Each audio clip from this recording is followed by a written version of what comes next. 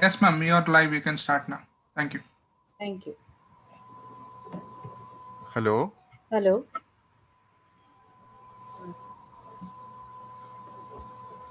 Speech, language, hearing. They're all very important for communication. They help us to connect to people, to society around us. If you, your child, your family, or friends have any problem concerning speech, language, swallowing, hearing, or balance, you should contact us, a qualified audiologist, speech language pathologist at the earliest. Good evening.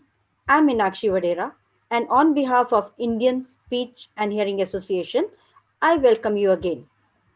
Today is the second day of Speech and Hearing Awareness Annuals 2020. The purpose of these events is to spread awareness and address some of the questions regarding various aspects of speech, language, and hearing. Before we begin, I would like to invite our very energetic and progressive Honorary General Secretary of Isha, Mr. Indranil Chatterjee, to say a few words. Indranil, sir? Yeah. Am I audible? Yes, sir, you are audible, sir. So a very good evening to one and all. Hope you all are doing well. Yesterday it was a great start to our Isha Speech and Hearing Awareness Annuals 2020. We had renowned professionals from our field discussing on how to make your speech fluent and had a talk on essential assessments for every speech language specialist. Hope it was useful for you all, and I thank all those who participated yesterday and made it a successful session. As you all know, this year Isha has taken a different approach in reaching you all, the public, the professionals, the students in this pandemic condition. Technology, the social media is helping us a lot in creating awareness about the field of speech and hearing professionals in the field of speech and hearing and about various communication disorders. As a part of speech and hearing awareness annuals, this year Isha is organizing a range of activities that include panel discussions, success stories, open house, free consultations, free consultation day and quiz. We had also conducted various competitions for students. A good response was received from students all over India. I thank and congratulate all those students who participated in these competitions. Yesterday, our president of Isha rightly pointed out in saying that it is very important to identify children and adults with communication disorders and guide them to the right professionals to seek rehabilitation at the earliest. Early identification is a step to make one's quality of life better. But how early can it be identified? How to identify as general public? What are the benefits of identifying at an earlier stage? Whom to consult are the series of questions that must be running in your mind now, right? You can find answers for all these questions in today's panel discussions.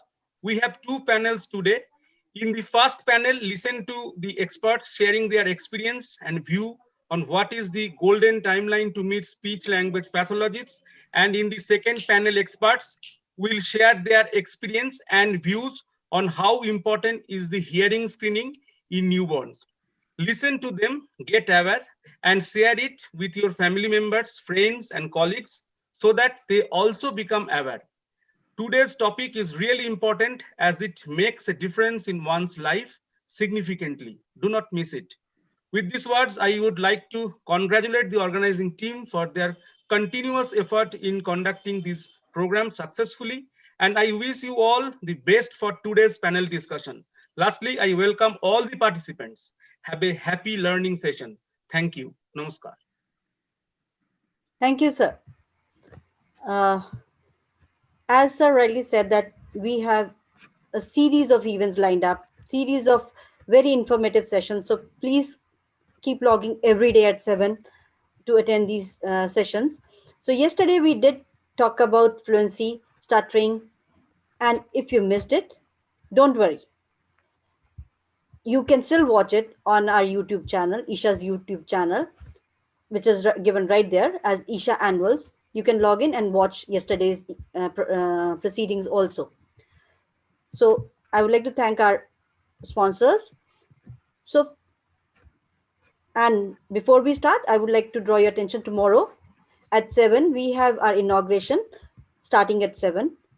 Please be on time because we have very eminent guest with us, and our special champions, our guests of honors, are also part of this inauguration. So please join in for tomorrow.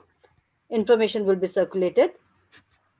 And also, following the inauguration, we have another eminent panel with all excellent speakers on the economics of communication disability.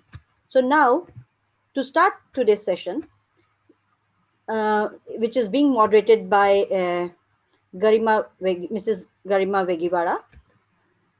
So when we hear, when parents approach us, usually, they say that they come to us late. And when we ask them that why, they're usually saying that somebody told them that in their family, people usually have a history of talking late.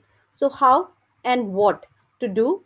And is it really right? Is it a myth or a fact? This next session would throw a light on that, but on all the aspects of that. So Garima is an audiologist and speech language pathologist, and she has participated in many trainings, including placement therapy, audioverbal therapy, autism, post-laryngectomy rehabilitation, and she holds many leadership positions in national. She's the national coordinator for our SIG group for private practicing SLPs, and she's also a treasurer for Telangana branch. Over to you, Garima ma'am. Thank you so much, ma'am. That was a great welcome. Thanks to you and Isha for giving me an opportunity to be a moderator for this session. I'm very pleased and honored for this. So, not wasting much time, I'll just start with the session. Okay, so as our topic says, golden timeline to meet the speech language pathologist. So, when we talk about that, first we need to understand what is communication. Communication touches every aspect of our lives, no matter what we do, where we live, and how old we are. We experience the world through our senses by communicating with each other and with our surroundings. We use communication to learn, to express ourselves, to build and nurture relationships. Communication disorders can have a significant impact on our physical, emotional, social, vocational, and financial well being. The earlier that a disorder is identified and treated, the better a person's chances are for improvement or even recovery. Many of us take granted our ability to speak, communicate, and swallow. But for those of us who experience any number of speech pathologies, we understand just how much it takes to communicate effectively. Do you know that there is an entire discipline called speech language pathology dedicated to helping people of all age groups overcome speech, language, communication, and swallowing disorders? Speech language pathology focuses on preventing and treating common disorders that affect a person's ability to communicate. So today, as I said, we are here to discuss about golden timeline to meet the speech language pathologist, and our esteemed panelists have joined us. I would like to introduce them. First, Dr. Jayashree Bhatt. She's a professor, Department of Audiology, Speech Language Pathology, KMC Manipal, Academy of Higher Education, Mangalore. Welcome, ma'am. Then the next panelist is Ms. Gayatri Hatangadi. She's an associate professor and head audiology and speech therapy department, TN Medical College and BYL Nair Hospital, Mumbai. Welcome, ma'am. Next panelist is Dr. BK Yamini. She's an additional professor in Department of Speech Pathology and Audiology, National Institute of Mental Health and Neurosciences, and Institute of National Importance in Bangalore. Welcome, ma'am.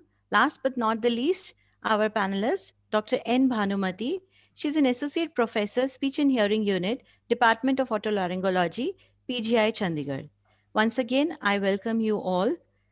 So let's start our discussion. My first question is to Dr. Yamini. Ma'am, how do we know that child has a speech problem? Good evening, everyone. And I welcome, on behalf of Isha, I welcome all of you to this program. Yes, the issue of about looking at the child with as to who has a speech problem, How do we know that somebody has a speech problem? Now, when we say child and speech, immediately we think of in the first words, right? That's the link that one gets. Yes, so if the infant has not developed the first words in accordance with the age, then yes, we say that there could be a speech problem. But then if we look more closely, we get more issues. More issues get evident. For instance, not responding to a familiar voice, not responding to environmental sounds, a door bang, dog bark, and the child might not respond to the name, doesn't follow commands during general activities, or even during play, you say rollerball, the child doesn't understand what it means. So child has problems in understanding, and over a period of time, child doesn't develop the first words, as I said earlier, doesn't develop maybe phrases, or maybe has developed phrases much later, doesn't have narratives, and so forth. Apart from this, in terms of swallowing also, some issues like, for example, child has had problems with bottle feeds, very early feeding issues, has had problems in moving from one kind of a diet to another, and then can't do spoon feeding or doesn't move on to cup drinking, has problems in chewing. So a lot of these are pointers, at this stage, for delay in speech, or if there is, or maybe the child has acquired some speech and then lost it because of some kind of an illness. So one can say that yes, these are the pointers towards saying that yes, the child has a speech problem. Okay, ma'am. That's a good information, ma'am. So, my next question would be to Dr. Bhanumati. Ma'am, can anything during pregnancy affect a child's speech? Yeah, we call that as risk factors during pregnancy. So as the saying goes, the mother has the first dibs on influencing the child's brain. This cannot be taken only for stimulation after birth, but before birth, also mother has a lot of responsibility during pregnancy. So the first trimester, that is the first 3 months during pregnancy, is considered the most crucial period for development of organs of the baby. So during that time, a mother has to be very careful about certain factors, like say radiation exposure. For any reason, if the mother goes for an X-ray, and the possibility of large doses of radiation during the first weeks, that is the second week to 18 weeks of pregnancy, can cause severe birth defects later on, especially to the brain. But after 18th week of pregnancy till birth, it again depends how much is the dosage of radiation that a mother receives. So this can be even correlated to structural deficits like cleft palate and spina bifida, a lot of birth defects that we can quote. Second is gestational diabetes, nutritional deficiencies, or if the mother is under any medication for any kind of illness during the first trimester, that is again a very crucial factor which need to be considered. Then trauma for the mother or any kind of accident, then of late you can see high alcohol consumption and drug abuse is very common among young adults, which again is correlated to premature births, delayed births, complication during birth, and general deficits in intellectual development later on. Smoking and use of tobacco is also researched upon during pregnancy. If the mother is exposed to smoking, the smoking mothers have babies who have adversely affected the development of the central nervous system. So because it restricts the uteroplacental blood flow and the amount of oxygen to the fetus. So pregnancy related anxiety, and there are many other causes, but pertaining to our communication problems, these are the main risk factors that I would quote upon here, which we need to be careful about. Okay, so there's a long list which parents should be aware of. Yeah, thank you, ma'am, for that. My next question would be to Gayatri, ma'am. Just after the birth, there was a child who was admitted to NICU. Will it affect his speech development? Yes. See, sometimes a child at the time of birth is affected by a number of risk factors such as prematurity, low birth weight, maybe the mother has had prolonged labor, and sometimes the umbilical cord may be around the infant's neck. Okay, this may again cause a lack of oxygen reaching to the brain. It increases the risk for that. There could be a delayed birth cry, there could be infections and many other risk factors such as these, and due to which the child may be admitted to the NICU either for observation and if required for treatment. Now what happens is NICU stay due to these high risk factors may influence the later development of the child and may have an impact on the motor as well as speech milestones of the child. and increase the possibility of delayed development. However, in order to prevent any problem and to ensure the early intervention, the baby needs to be under the care of an observation of an audiologist and speech language pathologist, and close follow-up needs to be done with this professional so that hearing, speech, language, communication, and swallowing evaluations can be done periodically. Okay. Okay. Thank you, ma'am. So, ma'am, if the child hearing is assessed and he doesn't have any problem, my next question would be to Dr. Jayashree. Still, what are the causes of communication or speech problems?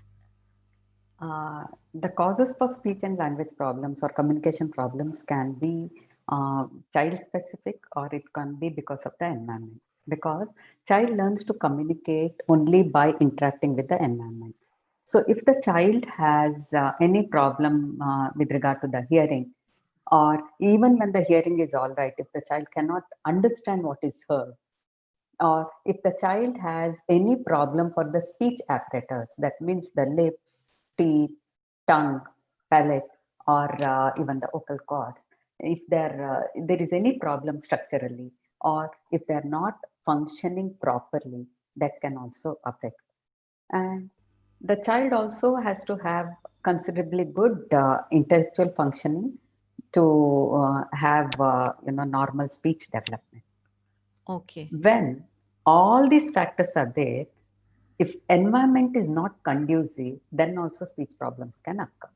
That means the surrounding, that means the parents, they have to have good interaction. When I say interaction, I would like to stress here that screen watching is a passive way of communicating with the child. Whenever it is interaction, it is two-way. That means mother and child. If there is any lacunae in the quality or quantity of this interaction, that can also affect the child's communication. Okay, ma'am. Thank you for that. So my next question would be to Dr. Bhanumati. If a child has problem, should parents wait and see if the child delay will set right with age?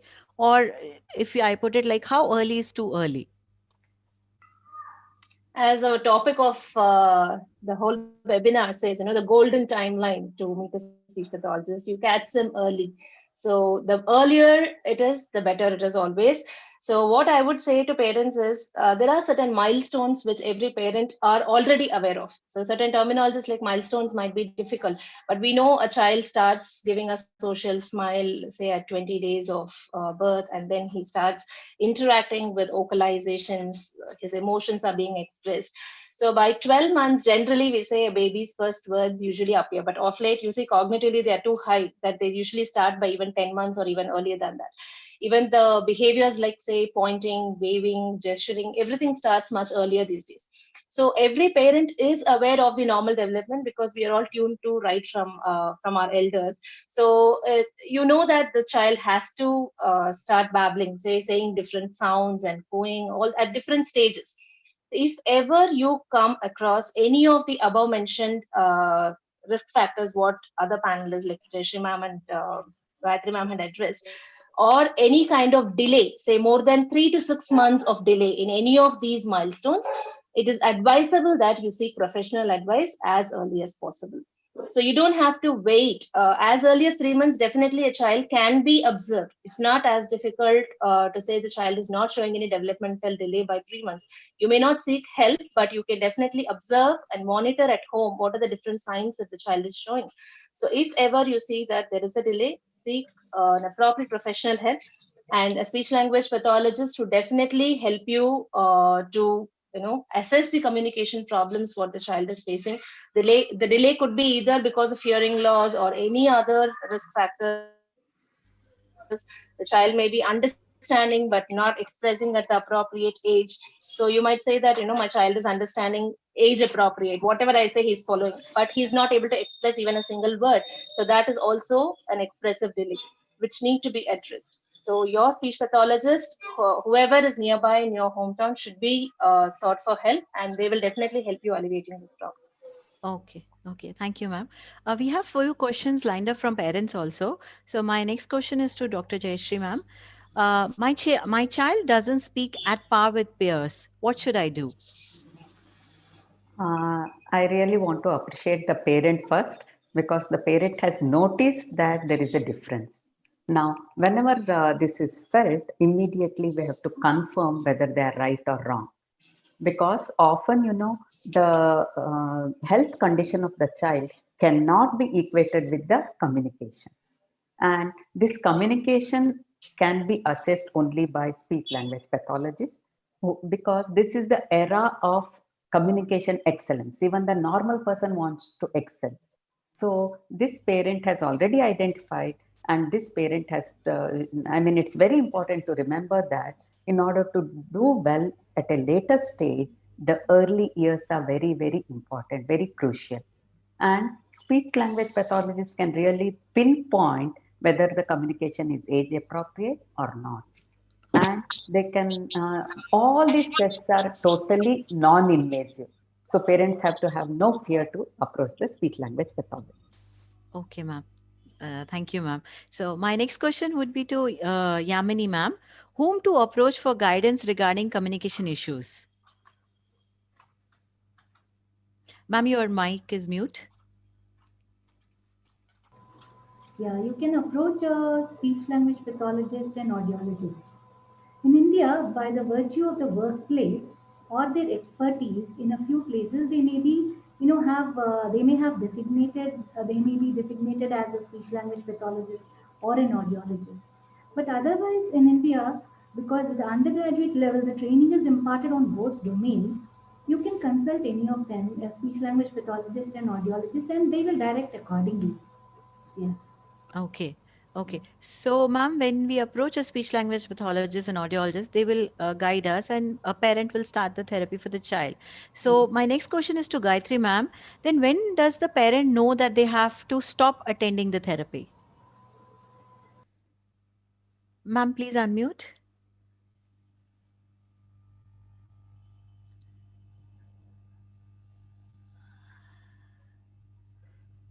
Yes. Okay, this is a difficult question to answer, I should say, because it is very subjective and it varies from child to child or a patient to patient. But there are some guidelines. One will be if with the consultation of the audiologist and speech language pathologist, if the SLP feels that the goals which needed to be achieved and could be achieved within the constraints of the child's disability have been achieved, then therapy can be discontinued. Or at times it can be because like in some cases, maybe if it's a chronic disorder, because in sometimes therapy can go on for months or even for years. So in case of such a problem, if the family has been trained very well and they are, the SLP has observed that the family is going to be, kind of has been, continuing with therapy very well with the programs that are given, then the home program which is given by the SLP can be continued by the family and with regular consultations of the therapist of the speech language pathologist. And in some rare cases, if kind of any more progress cannot be kind of ascertained, or no more progress can be possibly thought about, then at that point of time also therapy can be discontinued. Okay, But ma'am. the aim is to achieve the highest possible targets that that have been set by the SLP. So parents and SLP can together make goals and work on it, Yes. right? Yeah. Thanks. Thank you, ma'am, for that answer. My next question is to Dr. Yamini. This is again from a parent that my child has a stiff body and doesn't have muscle control. All milestones were delayed, including speech. I would like to know, when can my child talk?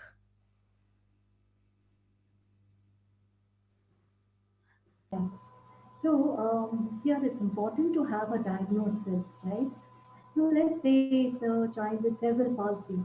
So could be, the type of, it's important to determine the type of cerebral palsy. And in such cases, an intensive intervention in the area of oral workup, swallowing, then understanding and communication needs, all these, need to be done. And only then we can know whether the child will be able to develop speech or not. So, for example, a child's mouth is filled with saliva. So, what speech are we expecting in this particular child? So that becomes an issue. So such issues or multiple domains have to be tackled before we can even say that, okay, your child can speak or not. So I think a speech language pathologist can have a look at it and will advise accordingly. So they have to go for a comprehension evaluation, right? Yes. Yeah, thank you, ma'am, for that. My next question is to Dr. Jayashree, ma'am. It takes time for my child to grasp things, and even she gets frequent scissors. When will she talk? Uh, okay.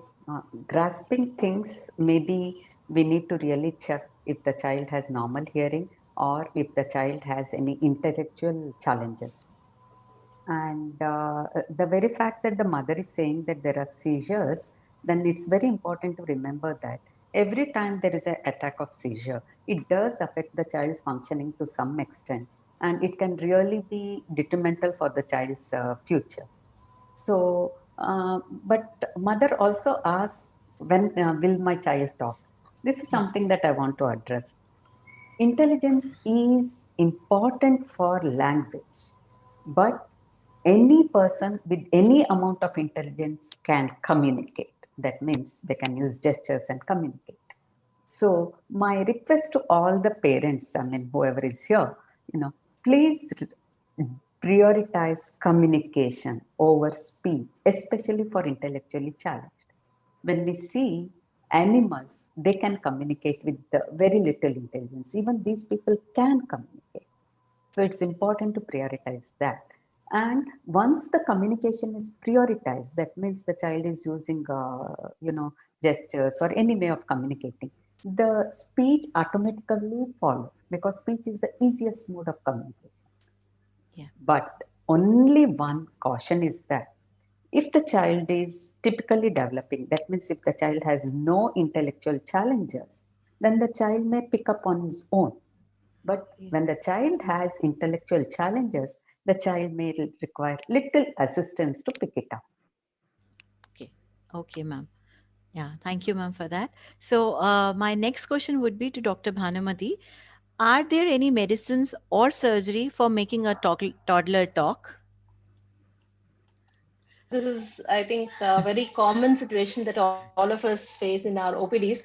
Yes. See, whenever parent comes to us and they expect an immediate remedy and relief, which is not possible in communication disorders, because we are not treating a disease here. It is not a disease. Rather, we always talk about disorders more.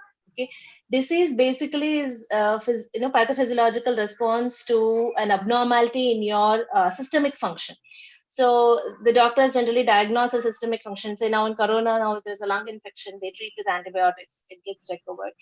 And if it is a disorder, it can be either mental, physical, behavioral, it can be genetic. So here we talk more of behavioral strategies, which does take time, but definitely you will see that the children are rehabilitated well, and they are able to come back to a near normal speech development.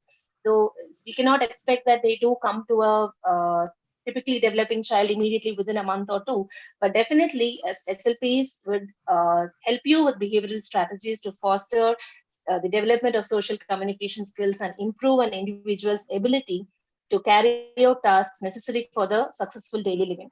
So this a parent has to understand that it is not an immediate remedy that can be offered with a medication or a surgery. There are certain conditions, yes, we do tell them refer for them for a surgery. Say, for example, cleft lip and palate.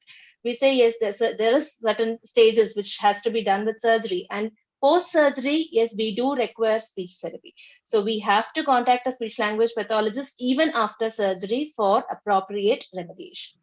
Okay, ma'am. Thank you, ma'am, for that. Ma'am, we have a lot many questions coming up from the parents. So we'll finish this and we'll definitely take the more questions, just an information to the Sure. audience. Yeah. So my next question to is Dr. Gayatri, madam. My child was diagnosed with autism and always keep jumping around. And when with peers, he is in his own world. Now he's already 3 and still not talking. So what should I do? Okay. See, your child has already been diagnosed with autism, okay? And these are some of the common features that are seen with the children with autism. He requires intensive speech language therapy, and also I'm sure you must have already consulted an occupational therapist, or if not, occupational therapist also needs to be involved in this team, because your child may benefit a lot with sensory integration therapy as well.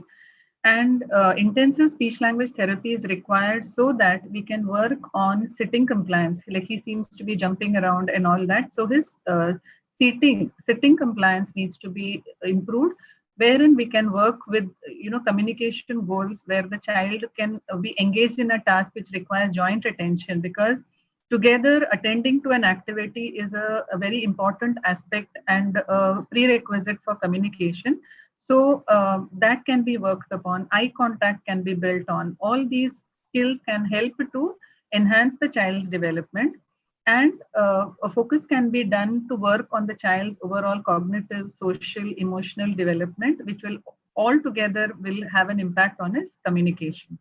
Now, speech is definitely a very, very important aspect which needs to be worked upon, since he's 3 years and he's already not speaking. So we needed to definitely focus on his speech and language abilities. But as Jayashri madam said earlier, that communication is a very, very primary aspect. And even if the child is not able to speak, the child can definitely be taught to communicate, so that whatever the child wishes to communicate to his parents or to the people around, he can explain by way of gestures or so. A lot, initially, even if the child is not speaking, while we are focusing on speech, we also could concentrate and give the child a foothold in communication by using alternative and augmentative communication devices. In some years back, we have got this indigenous Indian aid on for communication. Jello is an app which parents can load in their phones, and that has been seen to be very helpful in children with communication problems. And either, if not even that, you can have like a picture exchange communication system, or you can have a communication board where the child can just point it to pictures which indicate things that he requires, and that can be like a initial aspect. And along with it, when the child is able to he realizes that he can use a device to communicate with, by and by the child can also be taught to speak. So both need to be integrated, and communication should be kept as the goal. And as in when the child's development proceeds, he may definitely have a good chance to begin speech also. Okay. Okay. Thank you, ma'am. And that was a good information about that app. It will be really helpful for the parents. So, continuing this, my next question is to Dr. Jayashri, ma'am. Lot many times we see the child is communicating, but they're not actually talking. So, what should be done, ma'am, regarding this? I think this is one thing that we face often in the clinics. Every parent comes and they want the child to speak. But one thing that I would like to say is, whenever we are speaking, naturally we have non-verbal accompaniments. That means we are using gestures, facial expression, everything, and communicating. A child communicates initially by using a lot of facial expressions, body gestures, and all that. When we are sick, we communicate using this. So this non-verbal or gestural part is part and parcel of our communication. So the very fact that the child is not talking, we should never do things like stop talking, stop using your hands and speak, because these are the precursors, or these will promote verbal communication or speech at a later stage. So if given a choice, again, I would like to reiterate the same thing. If given a choice to use one different communication mode and to use speech, any child would definitely speak, because speech is the easiest way of communication. And whenever the child is using a lot of gestures, we should not cut the child, but we should use speech along with those gestures. If the child is using only gestures, the mother needs to use speech along with gestures, so the child learns to imitate and take it forward. Okay, ma'am, that was a good information, because a lot many times, we're just stuck with the gestures and we don't want to go forward, and it is quite confusing for the parents. Yeah, thank you, ma'am, for that. So we'll move to the next section of ours because we have discussed as golden timeline to meet the speech language pathologist. We see lot many disorders in adults also, right? So my next question to Dr. Yamini, ma'am.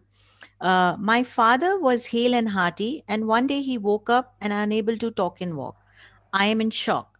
Doctor said it was a stroke. What should we do? Will he become normal? So it appears that in our brain there's a dominant hemisphere for language in all of us. So it seems to be impacted in this particular patient. Okay, what we generally need to understand is that brain is a very important organ for speech. And in stroke, what happens is it's the blood circulation to the speech areas in the brain that get upset. So as a result, as a first step, one of the things what we need to do is to find out, his language level, speech level. So you do a bedside screening evaluation, or if he, depending upon his medical condition, or you can do a detailed language speech evaluation. So come to it also, what is being done would be to look at his, understanding, his expression, and his how he's able to manage numbers. That's another important issue. And if he's literate, look at reading and writing skills.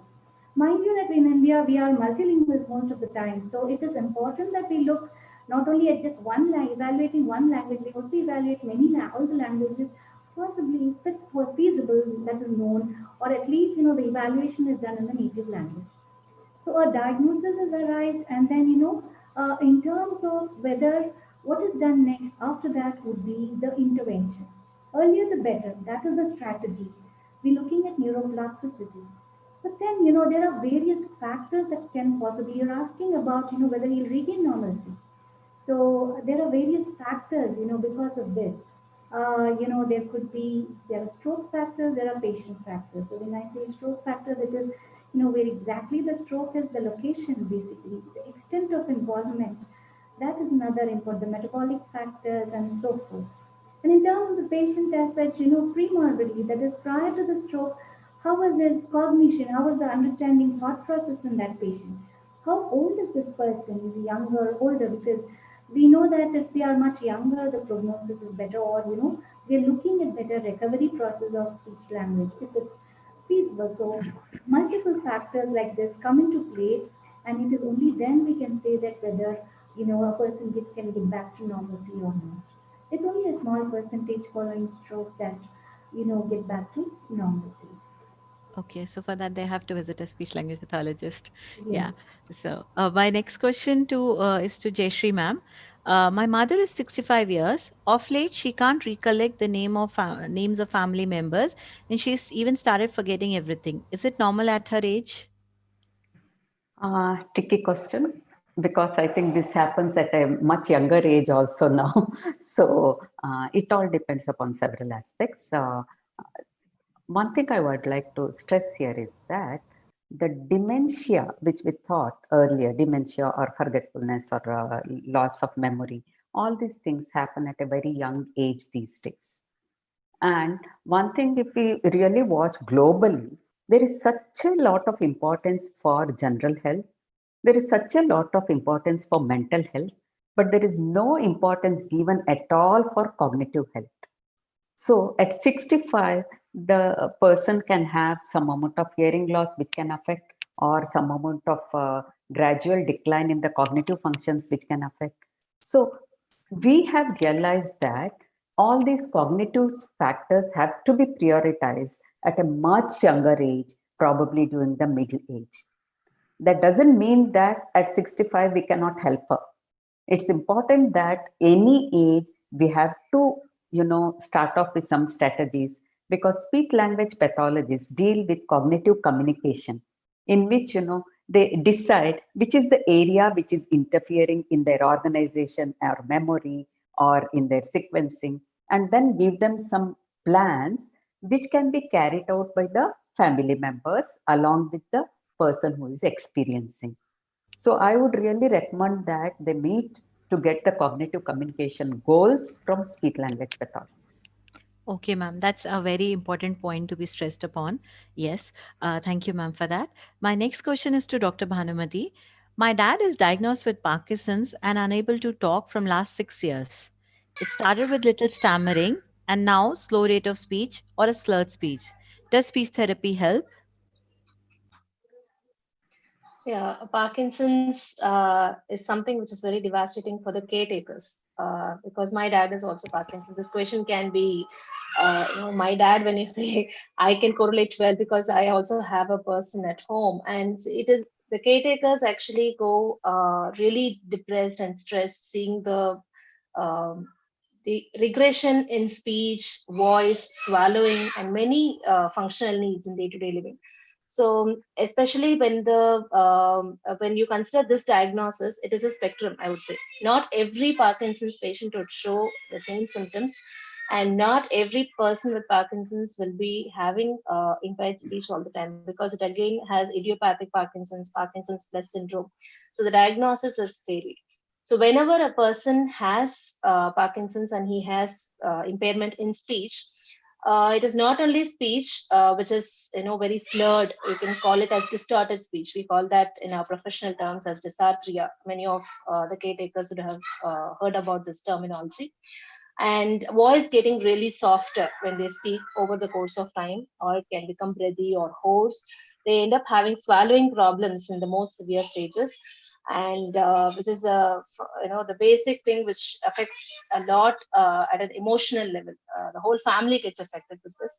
So more than speech and voice, they're more concerned about the swallowing issues also. And when the person starts speaking, they speak in a very flat tone. We call that as a monotonous tone. It is monotonous voice. There are no fluctuations in the patient's speech. There are no ups and downs, basically. That is what I meant.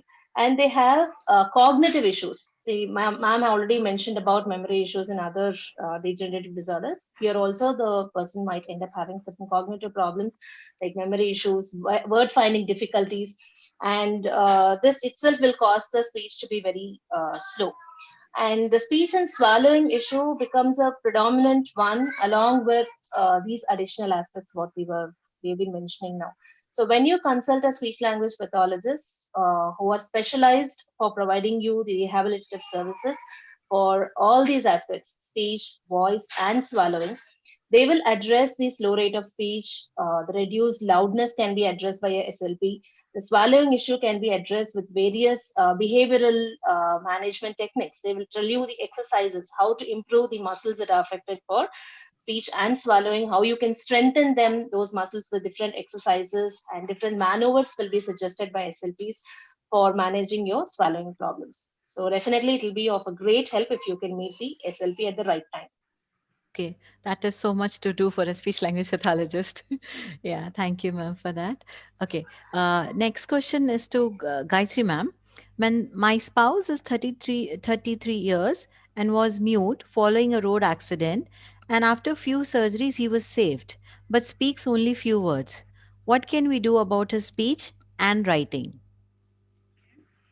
So, after a road accident, your husband must have, had a brain injury. It's called as traumatic brain injury, and it leads to a problem in communication, which is known as a cognitive linguistic impairment or a cognitive linguistic disorder, which means the language disorder is more because of the impact of the cognitive functioning being affected because of the traumatic brain injury. So here, intensive speech language therapy helps a great deal in helping the person to improve in his speech. One very good thing is in your case that your husband has improved from, like, earlier he was mute and now he has begun to speak a few words. So there is a good chance that he could improve further, and his speech might improve, which only after therapy we will know whether it will go back to the premorbid ability, or it is it will improve much more than what it is as of now. And there are a lot of speech language strategies as such, cognitive linguistic strategies as such, which will enhance the speech further.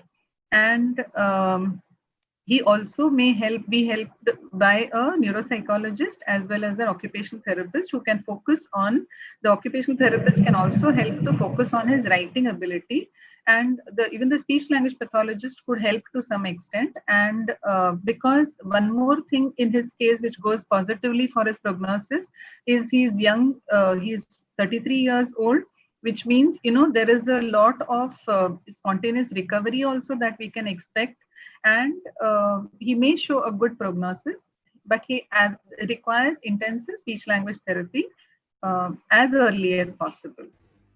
Okay, ma'am. Thank you, ma'am, for that. So, as we are discussing through across, age groups about different speech problems patients have, we have one more segment of questions that is about voice.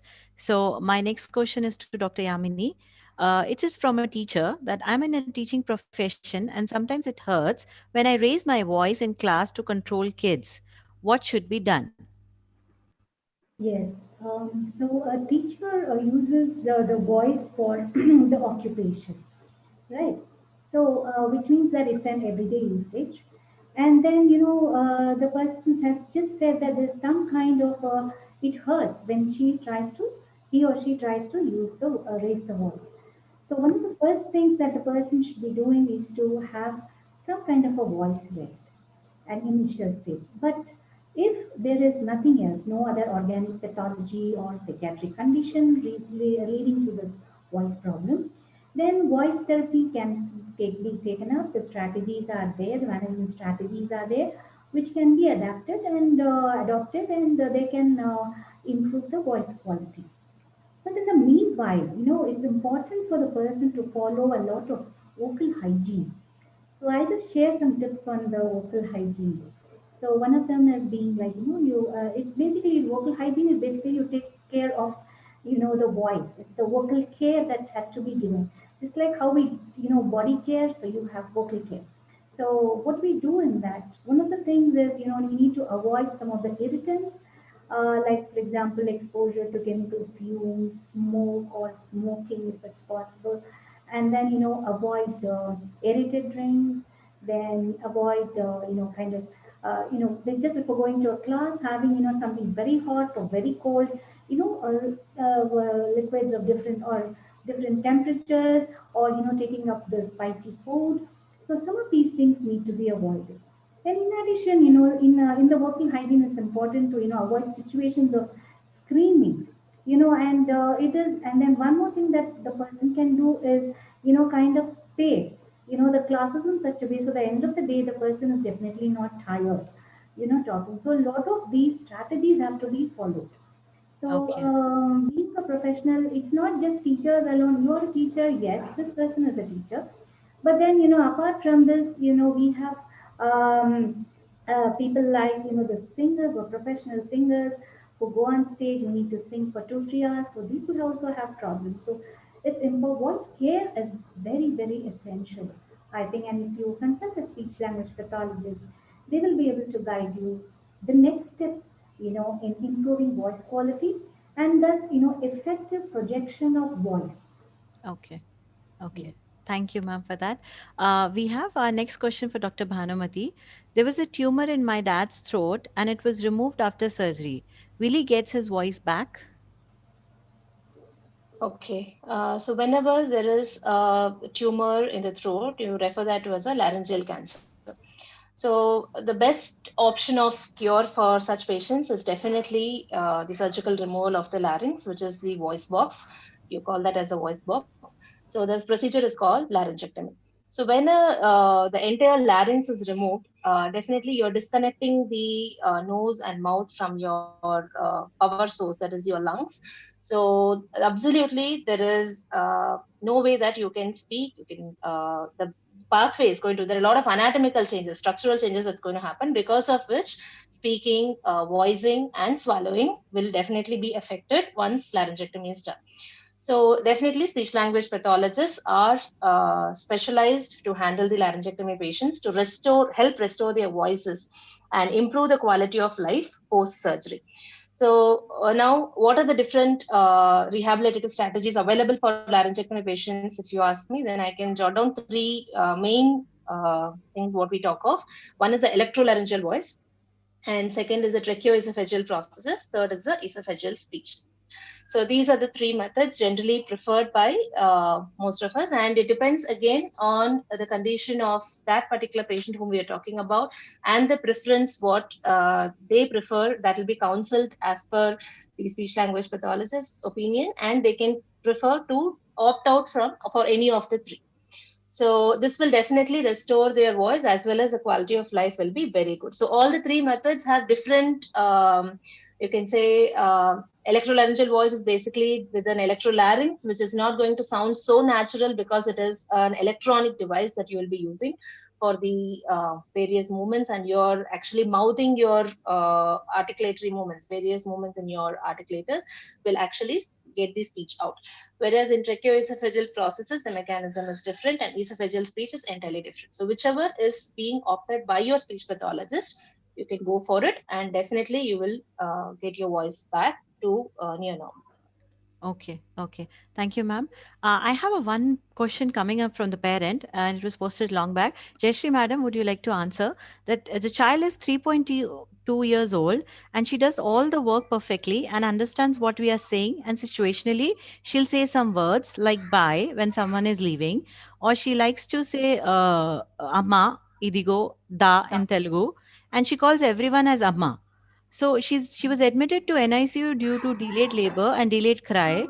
What are the intellectual abilities? And I think they are looking for the age appropriate speech. So the child has some delay. Now, I have not seen, now, whenever there is a challenge at the birth, or whenever the parents are saying they're not very sure about the intellectual functioning, I would like to just stress on one important thing, that is, the intellectual functioning is nothing but age appropriate decision making, organizing, understanding, and all that. And whenever the child parents are saying child is understanding everything, this is one common phrase, because the child may not understand age appropriately, which can be determined by speech language pathologists. So, whenever the speech language pathologists they go and meet, they help them to decide where the child's level is and help the child to go to the next level. That means the child has crossed 3 years, the child has to be at a higher level.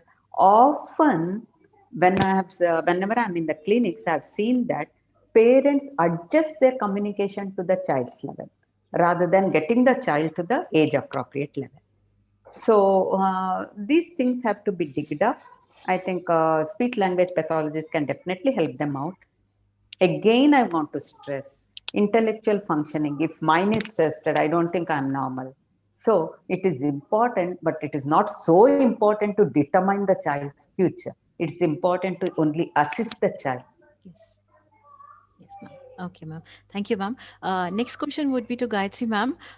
Is it valuable to have an SLP in the school, like in-house SLPs, which can benefit at the research level, education level, and monitor on a routine base and rule out the problems?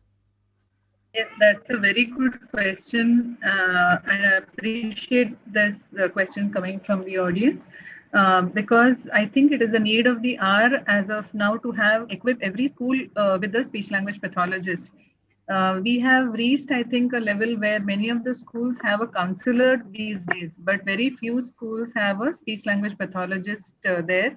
And as we have all been emphasizing on early intervention, or kind of identification of a problem, as and the prognosis is much better when we identify the problem at the earliest.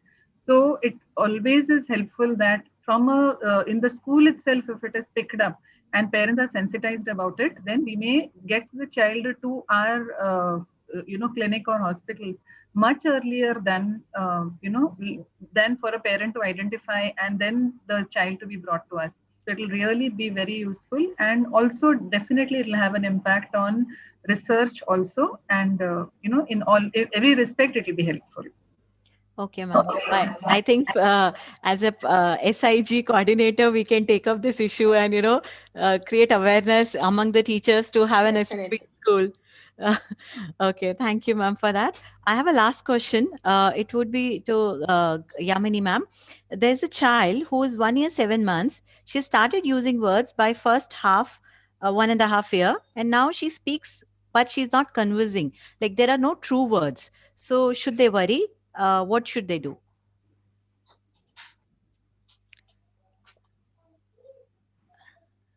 Yes. So you say that they are not true words. So which means that it goes back to looking at whether the child understands enough at one point, and secondly, has the child been able to come out with some kind of we call that as learning utterances, that is imitating just a combination. If I say ba ba ba, the child might able to la la la, the child might come out as a repetition sometimes, something like that. So is that happening in the child? So we need to look at that and see whether these words that the child is uttering could be related to some particular situation or an object and so forth. So by analyzing this, let's see, we need to actually analyze a lot more before we can say, okay, what next we need to do. So I think it's very advisable that they see a speech language pathologist, they be administer the speech language developmental scales, and then come to a get a language age of the child, actual language age of the child, and then proceed further with the strategies. Okay, ma'am. Okay, thank you Yes. for that, ma'am. My next question is to Dr. Gayatri, ma'am. My son had a lip surgery. He has to have one more surgery, which is inside his mouth. Does he need to attend speech therapy? Yeah. See, your child appears to be having cleft lip and palate, and I'm happy to know that the lip surgery has already occurred, which will be very helpful to his both. It will have an impact on his swallowing as well as his speech development. And the fact that he still needs a surgery, if the surgery is to be done at the earliest, it will be good. If there is for some reason, if the surgery is going to be delayed, it will be better to consult a prosthodontist and have a palatal obturator, which is like a device which is placed in the child's mouth, which will prevent the when the child is eating, it will prevent liquids from entering his nasal cavity and what is called as nasal regurgitation. So that will also be prevented. The child will is likely to have coughing and may need assistance during his swallowing and feeding also, which also a speech language pathologist could do. The other aspect is the child, even after surgery, is likely to have difficulties with speech sound acquisition. He may have a little difficulty in pronouncing the words correctly because there are changes in the anatomical structure within his oral cavity. So he will require speech language therapy to work on the speech production also. Besides, the child could have nasality also. If there is escape of air in the nasal cavity, he is going to require help with this also. So it will be very advisable for a speech pathologist to be consulting this child. Also, this child needs to be on a regular follow-up with an audiologist, so that as a child with cleft lip and palate is prone to have conductive hearing loss or mixed hearing loss, so he requires to be under the care of an audiologist also. Okay, ma'am. Thank you for that. There's one more question coming up. Dr. Jayashree, would you like to answer that? How is SLP? How will an SLP differentiate between delayed language and late talker? I really don't know who has asked this question. Definitely, the parent would have gone to different people, and this is just a terminology difference, I would say. I request one thing to all the parents: please do not go by any branding, because if someone goes to one speech language pathologist, they would brand them as receptive expressive language delay. Someone may say delayed language, someone may say late talkers. Please don't go by that. Please go according to the child's age and according to whatever the child's level is, and help the child to go to the age appropriate level. Okay, thank you, ma'am. We have so many questions coming up, but we are running out of time. So I would like to, wind up here and do good things do come to an end. So does our discussion today. And as you know, I would like to give a concluding remark that at any age or any stage, we can approach an SLP and get it addressed, right? So I would like to thank all our panelists, our audience, Isha and organizing committee, Meenakshi madam for your constant support and all our sponsors. So, as there's no real ending, it's just a place where you stop the story. With this session, we wanted to set a pace for the forthcoming sessions, which are going to follow today and another 13 days. So, I would like our audience to be with us and attend all the sessions. Thank you so much. Thank you once again to everyone. Thank Thank you. you so Thank much. you. Thank you, Isha. Thank you, Garima. Thank you. Thank you, Meenakshi. Thanks, everyone. Thank Thank you. thank you, Bye. everyone. Thanks to such a lovely discussion. I know that all the parents would have gained a lot and probably they would have some clarity. Naika sir? Uh, Good evening, everyone. As we heard the esteemed panelist, the golden time to meet the SLP is when you have a concern about a child or adults inadequate speech language skills or slow development in children compared to the kids. Catching them and intervening early is the key to achieving communication development or improvement. I heard in the chat box, could not have been better, is the general comment. I saw in the chat box. I'm sure all the information, tips, and suggestions given by the panelists will help every parent and child to develop age-appropriate speech language skills and adults to improve speech language performance. I take this opportunity to thank all the eminent panelists, Dr. Jayashree, Dr. Yamini, Dr. Gayatri Hattandi, Dr. Thank Banu, and the moderator for taking part in today's Thank you, sir. lively interaction and enlightening the participants, the parents, and the possible childhood and adult speech language problems and steps to overcome them. Indeed, speech, language, and hearing skills are important assets to every one of us.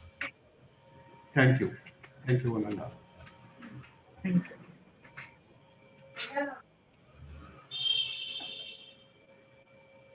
you.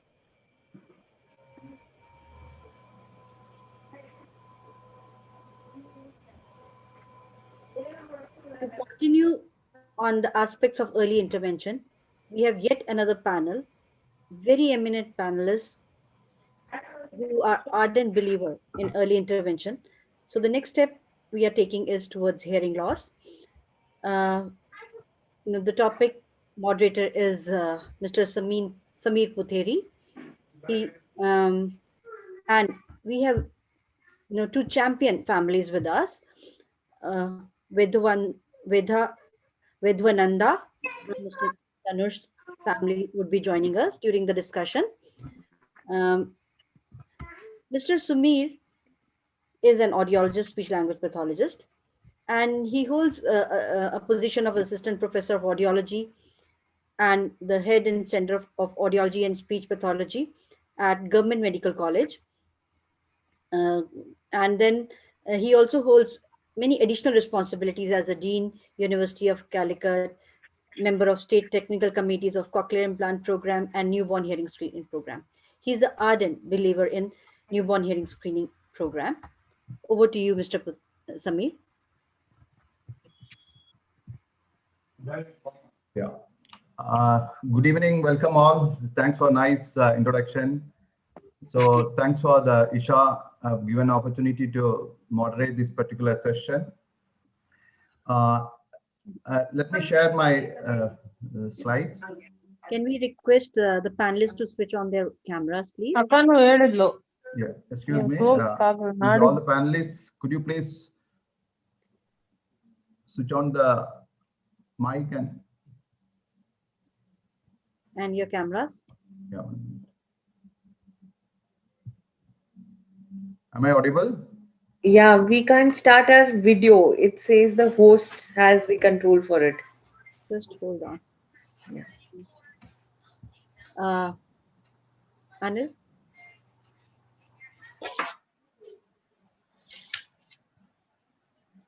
We have given the permission for all the panelists to share Can the you screen. check again? Mr. Samir Purohit is sharing the screen. So once sir has been, once sir has stopped, so Yeah, they can do it. Yeah. Thanks. So we have all the panelists with us. Perfect. Thank you. What about Dr. Samir? Yeah, good evening. Yeah, good evening. Yeah, hello. And Mr. Ranganath and Nagapurma, madam? All are here. All are here. Okay. So you can start. So we'll start the program now. The hearing screening in newborn, better hearing, better life. So let me introduce the eminent panelists. Firstly, I would like to introduce Dr. Samir Bhargav. He's a professor in HBT Medical College and Dr. R.N. Cooper Hospital, Mumbai, and consultant at Hinduja Hospital, Kar. He's a national president of Association of Otolaryngologists of India for the year 2020. And he was invited for many guest speakers and panelists at several conferences and workshops, both national as well as international level. And most importantly, he is featured in the list of Mumbai Top Doctor 2019 and 2020 published in India Today. And he also very keen in implement or start the newborn screening program in Mumbai city. Welcome you, sir. Good evening. Good evening. Thanks for having me. Yeah. The next panelist, Dr. Ashraf TP. I think he is a very well-known figure in medical fraternity in Kerala, and he's an additional professor, Department of Pediatrics, Government Medical College, Kozhikode. I also hold nodal officer, the Regional Early Intervention Center at Calicut. He was a former executive director of Kerala Social Security Mission and project director, State Initiative on Disability, that is SID. And he's the man behind design and implemented Sudhidarangam, a pre-cochlear implant program, and also a newborn hearings program in Kerala. I would say he's one of the pillars in the newborn and cochlear implant program. And he also holds a state executive member of Indian Academy of Pediatric Kerala State Branch in 2004, 11, and 12. Welcome you, Dr. Ashraf, sir.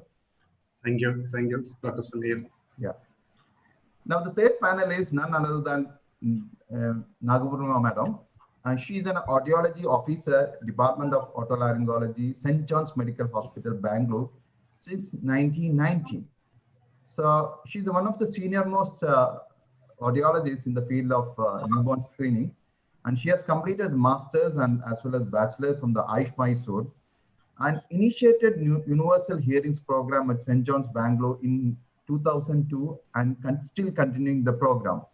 And she has experienced 18 years in newborn screening program. Welcome you, madam. Thank you so much. Yeah. The next panelist, Mr. Ranganathan, is a chief audiologist and director of operation Meenakshi Venkataraman Foundation, that is MVF Secunderabad. MVF is one of the NGO who is doing the newborn screening programs at 4 government hospitals at Hyderabad, and almost covered 1.5 lakhs babies under this program. He is an alumni of Ayush Mysore and 17 years experience in clinical and research field, and many research papers in national and international conference. Well, Mr. Ranganathan. Thank you, sir. Good evening, all. Good evening. Yeah. Now the big question comes: why newborn hearing screening and early intervention is important? So before going to the panelists, I have some fact and figures. So let's see what's the fact and figure. First of all, the WHO 2018 estimates 466 million persons in the world live with disabling hearing losses. Out of 466 million, 432 millions of these are adult, and 34 millions are these are children. That is 7% of the total population. Now, if you look at the hearing loss around the globe, you could see that is South Asia have the maximum capacity, that is 28% of these 466 millions are lives in South Asian country and also in East Asia. And India, Bangladesh, Bhutan, Nepal all comes under South Asian country. So India has a major impact in this. If you look at the growth of the hearing loss in coming 35 years, you could see right now 466 million in 2018, and it's going to be 936 million in 2050. That's the growth we are going to see. See, look at the global distribution. Now, so this map, and you could see by 2050, in the South Asian countries have a 267 million. That's very huge. The figure is alarming. So we need to do something to prevent hearing loss further. So this is particular to the data about the children. You could see the prevalence is around 2.40 in South Asian country. If you look at the high income group countries, only 0.5%. So that is also important for today's discussion.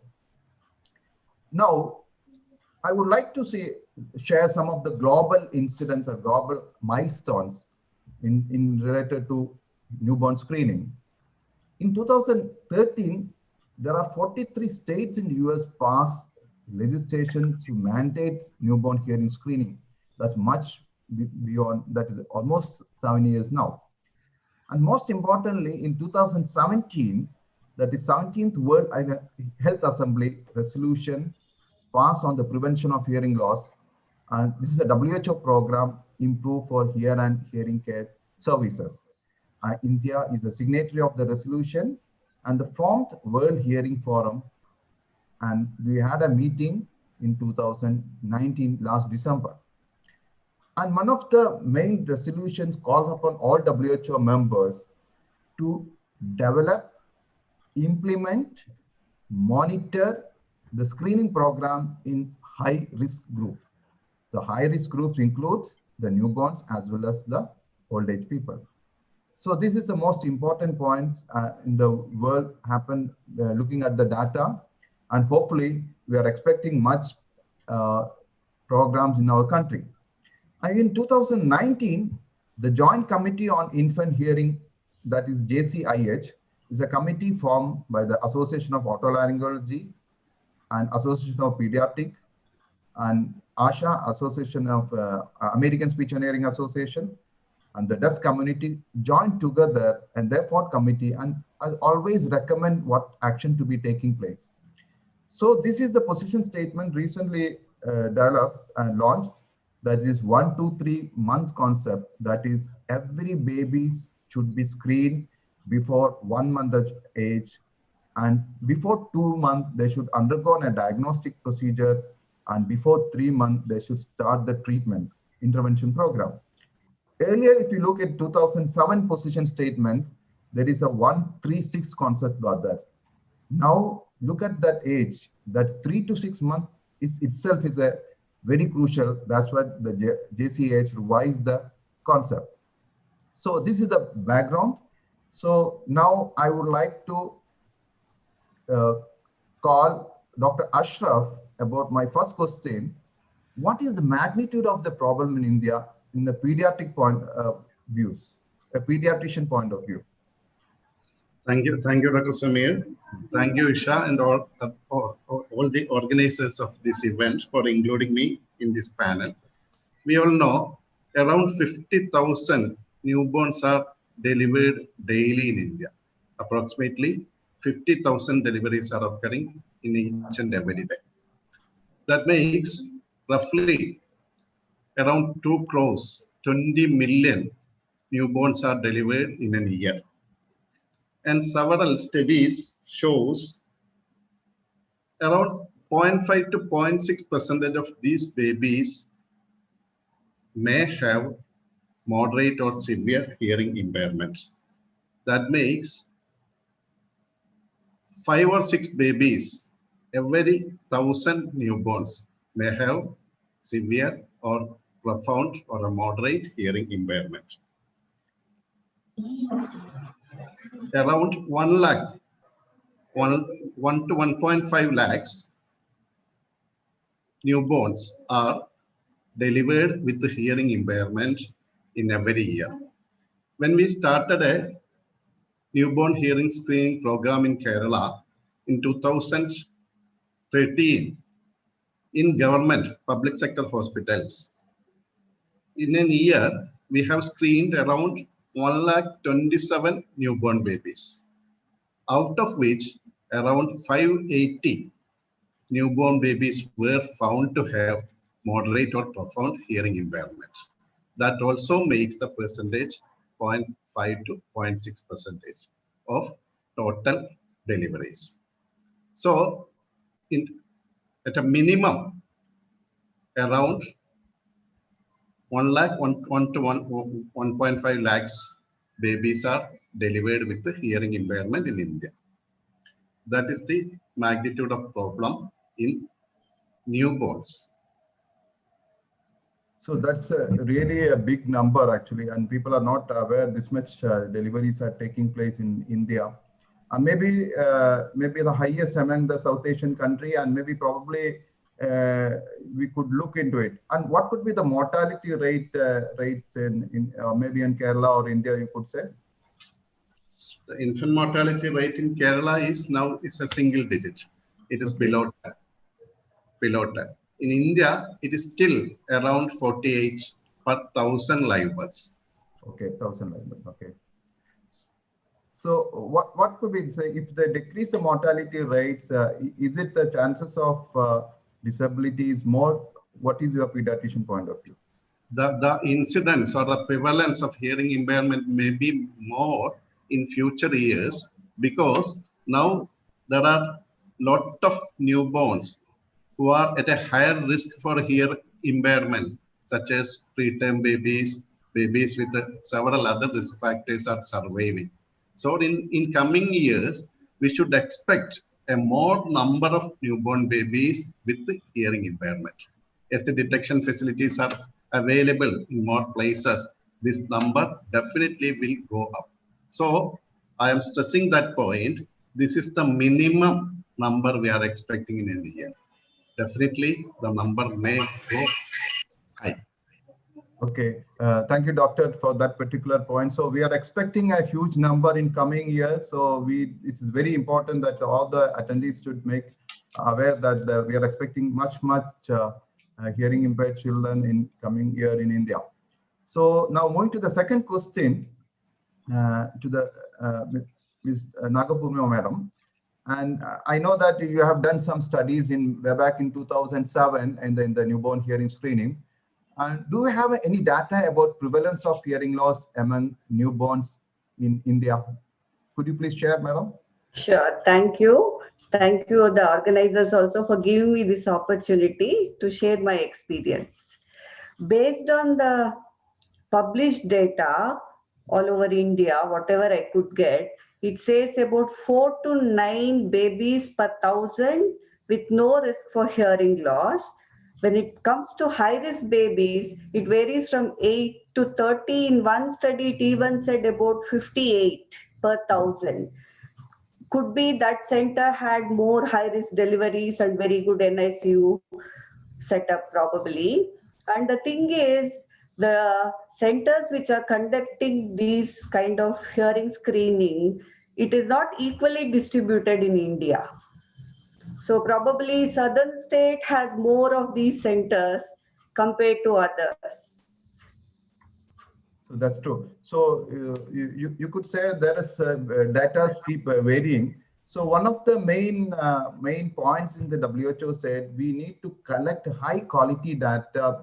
But here you could see there are institutional data are there, or maybe you could see there are some organizations do the data collection, but it's not a very scientific way of public, like a state-wise, how much, what is the prevalence, or maybe a national-wise, what is the prevalence. So that's the things. And in compared to other statistics, like recently the Vidya has published data, some research work. So what is the minimum level you could expect that in India? What is the prevalence? What is the? Can you repeat the question? So what please? is the minimum, which is the range from 1.5 to some people say? It varies from 1 to 9 with no risk for hearing loss. Okay. Whereas NICU babies are high risk for hearing loss. It is from about 8 to almost 60. Almost 60. That's a huge per number. Thousand, per thousand. Yeah. Per thousand. Okay. Okay. Thank you, madam. So we'll move to the next question. So what are the important factors of newborn hearing screening and early intervention? Because I know that we all are undergone the newborn screening, but still they are not knowing what is the age they do the hearing aid fitting, or what is the age they should, ideal age for cochlear implantation or intervention, because they keep missing it, because now the parents as well as the other professionals are not made much aware of the proper plannings and strategies. So a pediatric point of view, could you please explain, Dr. Ashraf? Yeah, Dr. Samir. Yeah. The rationale behind the idea of newborn hearing screening. We pediatricians usually say the maximum brain growth occurs after the delivery for a newborn baby. The maximum growth of brain occurs during the first year of life. Suppose if you are taking the head circumference at birth, it is roughly around 34 or 35 centimeters. But at the end of 12 months, at the end of the first year, it becomes 45 centimeters. Then at the end of the second year, it becomes 48 centimeters. And at the end of the third year, it becomes 49 centimeters, only 1 centimeter increase. After that, only minimal increase in the brain growth. So there are a lot of new neuronal developments and synapses during the early part of the life. That is during the first 2 years of the life. And we all know hearing is the key special sense for children to learn spoken language, for the academic performance, for the school engagement. And we also know auditory stimulation during the first 6 months of life is critical for language development. Even though brain growth at the critical period, we may extend up to 2-3 years. The first 3-6 months is very, very critical. And unlike that of the visual impairment, which may be detected early, the hearing impairment may be delayed because there is no visual clues for detection of hearing impairment, which may be even delayed in a severe or profound hearing loss, even up to 18 months or 24 months. And in lesser severe HI, it may be delayed up to 4 years. So it is very important. We should have a structured newborn hearing screening program. Otherwise, we will not be able to intervene early. And several studies has proved that children with HI who received intervention before 6 months of age have better school performance, better improved communication skills, even at the age of 2 to 5 years. That is the big rationale behind the early newborn hearing screening program, which we should have a structured program across the country. Okay, thank you, Dr. Ashraf. That is head circumferences is very important as a pediatrician point of view, and everybody know that synapses and neural developments. And Dr. Samir, what is the importance as an ENT surgeon point of view, the early newborn screening and early intervention? Dr. Samir, could you explain? Yeah, thank you once again for having me on this program. And it's indeed a pleasure to be interacting with you, Dr. Ashraf, and all the other panelists. So I agree completely with what Dr. Ashraf mentioned, that it is so important that these children are picked up early because of various reasons. We have enough data to show that as early as possible, whatever intervention is made, the outcome is far, far better. In fact, there is now data that goes to show, if I'm talking about cochlear implants, that every month delay in the program for these children, almost 3.3% reduces. So it is very, very important that we are able to follow the 1, 3, and 6 principle, at least that much. I noticed that you mentioned that the joint committee now wants to come up with 1, 2, and 3, but I think the 1, 3, and 6 is something that is in our country probably, I would say, achievable. But we have very, very poor awareness among, not only ENT surgeons, I'm very sorry to say, among pediatricians and everybody. So we need to emphasize this whole concept that the earlier we are able to detect these children with hearing loss, the earlier we are able to rehabilitate them, the better are their chances of going to normal school. So there is again enough data that if the child is either with assistive devices, whether implanted, almost 90% of the children can go to normal school if they are picked up before we intervene before the age of 2 years. And if it is later than that, then the chances of joining mainstream becomes reduced. So up to 5, it's still you have a 40 to 50%. But if it's beyond that, then you have only 20% of these children who can go to mainstream school. And that's a very sorry figure if we compare that. There are things that can be done if we pick them up at the right time.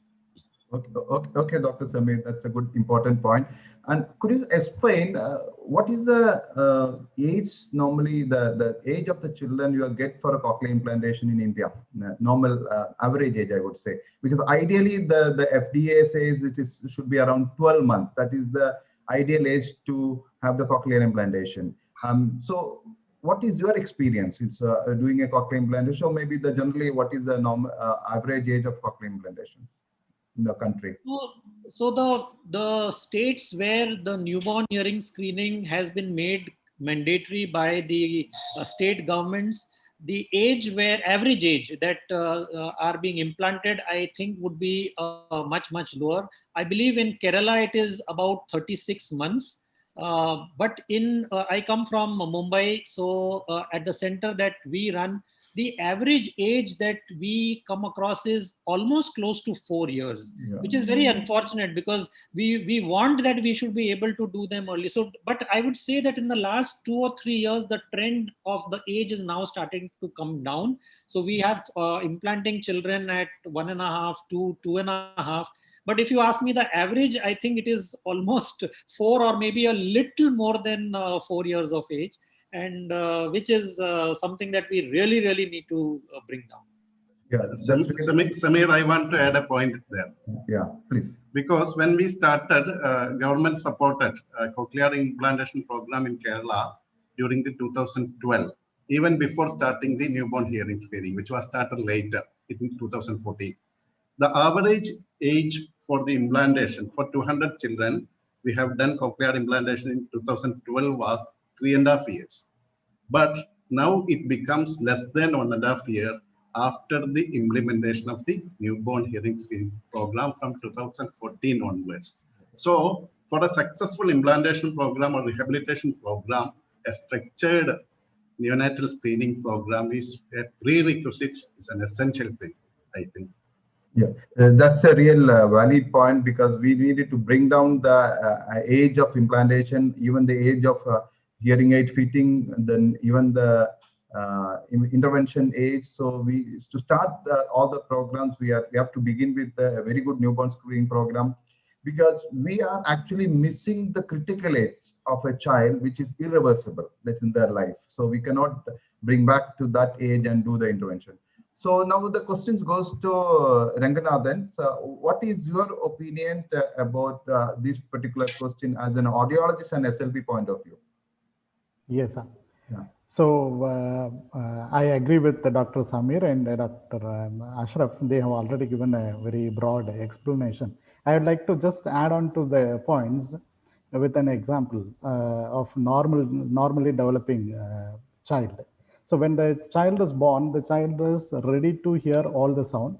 So the child gets to hear the familiar voices, background noises, and other varieties of sound, and goes on developing. Normally, the child starts speaking at the age of 9 months to 10 months, which means the child, normally developing child itself, require a training period of auditory stimulation period of 9 months. So if we consider a child with compromised hearing, then we can think of their development. So this is just to give an overview to the attendees who are parents, so that they will be able to understand the vital aspects of this. Okay, They should be identified early and start with the intervention at the earliest possible. Okay, Ranganathan, is it what age they should fit a hearing aid ideally? Because many of the parents, they think that is maybe fitting later, maybe the medical professionals, they think that they can fit the hearing aid later age. Yes, sir. So we had this issues with the regular clinical activities, because by the time they come at the age of 4.5 years, which becomes very difficult as we cross the critical age, which is up to 3 years. So in our experience, because we run continuously the newborn hearing screening program, we have fitted at the age of 7 months so far. 7 months. Okay. So we have not got anybody before that age. Okay. So that's a good important. 7 months also we can put. Even we can start from the 3 months. Now see the look at the JCH position statement, because we can start the intervention even at the age of 3 months. That means we can fit the hearing aid even at the 3 months. Okay. Yes. Okay. Now moving to the next question. Question number 4. No, sorry, before that question, I just want to share some of the milestone in India. So as you know that 2007, the National Program for Prevention and Control of Deafness, that NPPCD, was started under the Ministry of Health and Family Welfare. And also 2016, the District Early Intervention Center, that is DEIC, under the Ministry of Health and Family Welfare. It scatters the services to the children below 18 years. So that is the DEIC Center for the early intervention as well as the rehabilitations. And there are many conditions are there, but I would say the congenital deafness and the otitis media, hearing impairment, and also the speech language delay, all covers the DIC centers. And you could also see there is a recent act that passed in the Parliament, the Rights of Person with Disability Act 2016, the Ministry of Social Justice, and the Section 25(2)B, C, and F. It mandates government authority to screen all the prenatal, perinatal, and postnatal care of the children. So these are some of a very recent development in our country. So I just invite Dr. Samir to talk about what is the current status of NVHs in India in terms of NPPCD program. Dr. Samir? Yeah. So the NPPCD program, as you mentioned, was started in 2007. At that time, they had only 25 districts in 11 states and union territories. And the plan was that by the end of the 11th 5-year plan, to take it to another about 192 districts and cover about 20 states and union territories. And then after that, in the next 12-year plan, so up to 2016-17, to add another 200. So currently, to the best of my knowledge, more than about 450 districts have been covered under the NPPCD. And we have about 740 odd districts in this in India.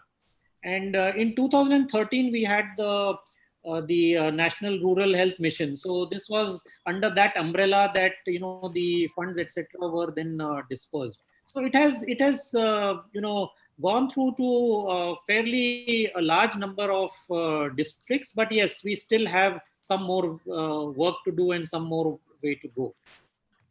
So that's true. So still we are still around 300 districts to cover. And what could be the reason is slow progress of this NPPC in the different district? Probably what could be the reason? Hello? That is very difficult for me to tell you. I think the government will be in a better position to be able to tell us as to why they have not been able to, kind of push it to everybody. Because now we have so many programs. You have the RBSK also, which the Bal Swasthya Karyakram, which came up in 2013. So there are so many programs that the government has come up. But for it to reach to the grassroots level, maybe there has been some shortfall in the implementation. So I think we need to ask the government why they have not been able to push it through to all the districts. Okay, could you share me how many ENT surgeons are in India so that the attendees would have an idea about the ENT group? Okay, we have a large ENT fraternity, if I may say so. We have about 6,800 registered members of our association and another 2,000 who are not registered. So I would say roughly about 8,500 to 8,800 ENT surgeons are there in the country, which for our large population still is a small number. Okay. But still majority are concentrated in the city, not at the rural area. We have very few. Very few are there. Okay. Now questions to Dr. Ashraf. Dr. Ashraf? Yes, Samir. Yeah. As a pediatric point of view, could you explain what is the DIC center? Because you are as a charge of regional early intervention center, and could you explain what is the DIC and what is the nature of work, what team members? Yes, in Kerala, in the NBHS in newborn hearing screening, there are some other pioneer steps. Actually, during the 2003, Indian Academy of Pediatrics started an initiative in Cochin, a centralized newborn hearing screening for 20 hospitals in the Cochin city. That was particularly led by the Dr. Abraham Paul, a pediatrician practicing in Kochi in private sector. Later, in 2008, most of the public sector hospitals where deliveries are occurring, the government have provided the OAE.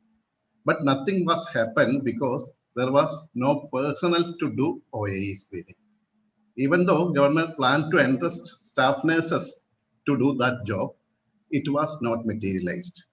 Later, Kerala Social Security Mission, after the successful implementation of the cochlear implantation program, in 2014, KSSM provided, Kerala Social Security Mission under the State Initiative on Disabilities, provided OAE machine to all maternity hospital where more than 50 deliveries are occurring in a month. And a trained JPHN, Junior Public Health Nurse, is also provided to do the OAE. Now, every deliveries in public sector is covered by NBHS in Kerala. If the hospital is having less than 15 deliveries per month, that baby will be referred to the nearby center with the OAE. In private sector also, in Kerala, the pediatricians also showing interest in the newborn hearing screening. This year, in the Academy of Pediatrics State President's Action Plan, we included a program called Hearing Friendly Districts.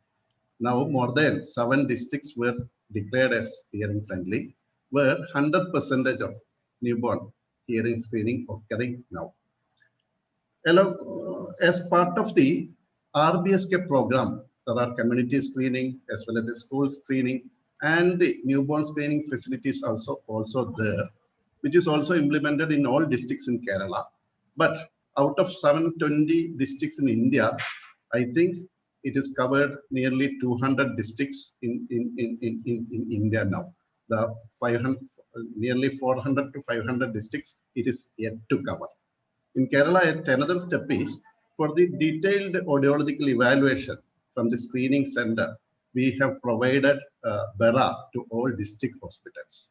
So these are some steps in the Kerala, and RBSK can do wonders in this area. In coming years, we can expect the RBSK program will expand to other districts in coming successive years, and we will have to cover the NBHS across India. Okay, that's a good point because BSK is still in the picking stage, in the infancy stage, I would say. So, is it how many pediatricians are in India, and is it is available? We can have a shortage of pediatricians in India. Like any professional groups, the most of doctors are also concentrated around the cities and towns. Okay. Even though in Indian Academy of Pediatrics, the enrollment is around 27,000. We are having around 27,000 members, pediatrician members for the association. Okay. But the problem is the rural area, which is the most chunk of our nation, okay, where the facilities as well as the manpower may be lacking. Yeah, but recent years, the awareness about the newborn hearing screening is also increasing among the pediatricians. Yeah. Previously, they will tell, suppose that my child is not talking, when your father started to talk, the similar age, this baby will also, that was the answer by the yesteryear's pediatrician. Now, the awareness about the screening program, hearing screening, is across the pediatricians also. The awareness is more now. Yeah, much. But now, before that, you clap then see whether the child is hearing. Is that way? Yeah. That is the method they're using it as a screening. Yeah. Yeah, and also, who are the team member of the DICs? You said the District Early Intervention Center. In District Early Intervention Center, the team leader is a pediatrician. Okay. There is physiotherapist, speech and audiologist, and speech and pathologist is there. Psychologist is there. Other rehabilitation professions are there, including occupational therapists. Okay, so you mean to say that in India, every district should have a DIC center, and every district should have a pediatrician as well as an audiologist and speech therapist to do a screening as well as the intervention program. Actually, we should have a hearing screening facility at the community health center level. Okay. And for the expert referral, every district should have a DIC. That was the ideal plan. Every community health center, there should be screening facility, and every district there would be RIC. Okay. In Kerala now, every district there is a district early intervention center, and in every medical college there are regional early intervention centers also. Okay. Okay, so that's a very good point. So you may rightly said in a country like India, the grassroots level you should have a screening personnel. At district level, you should have an audiologist and a speech therapist, and the medical college tertiary center, you need a detailed facilities. So that's a wonderful things which is going to be happen. So hopefully in future year we are going to do that thing. Madam, what is your Nagapura, madam? What is your? Could you share that? What is the current status in NBH of India?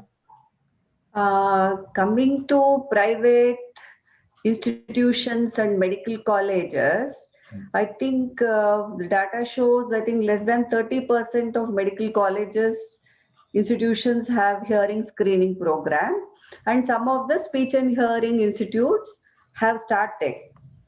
Okay, so from 2002 onward, there are some centers who are running, and mostly, as I said, it says it's in southern part of India, very few in north, some in west, and I could not find any data in eastern part of India. Okay, so that's true because many of the audiology and speech and hearing institutions are concentrated at southern part. As per my knowledge, there are around 6,500 audiologists and speech pathologists are actually registered under the RCI. So that's a huge number. I think even our district level. Sorry, and one of the studies says there is one audiologist for 5 lakh people. Yes, yeah. So that is the proportion. Yeah, but still, at least we can start the screening at all the district level. Maybe in the grassroots level, they can do the personals that could be done.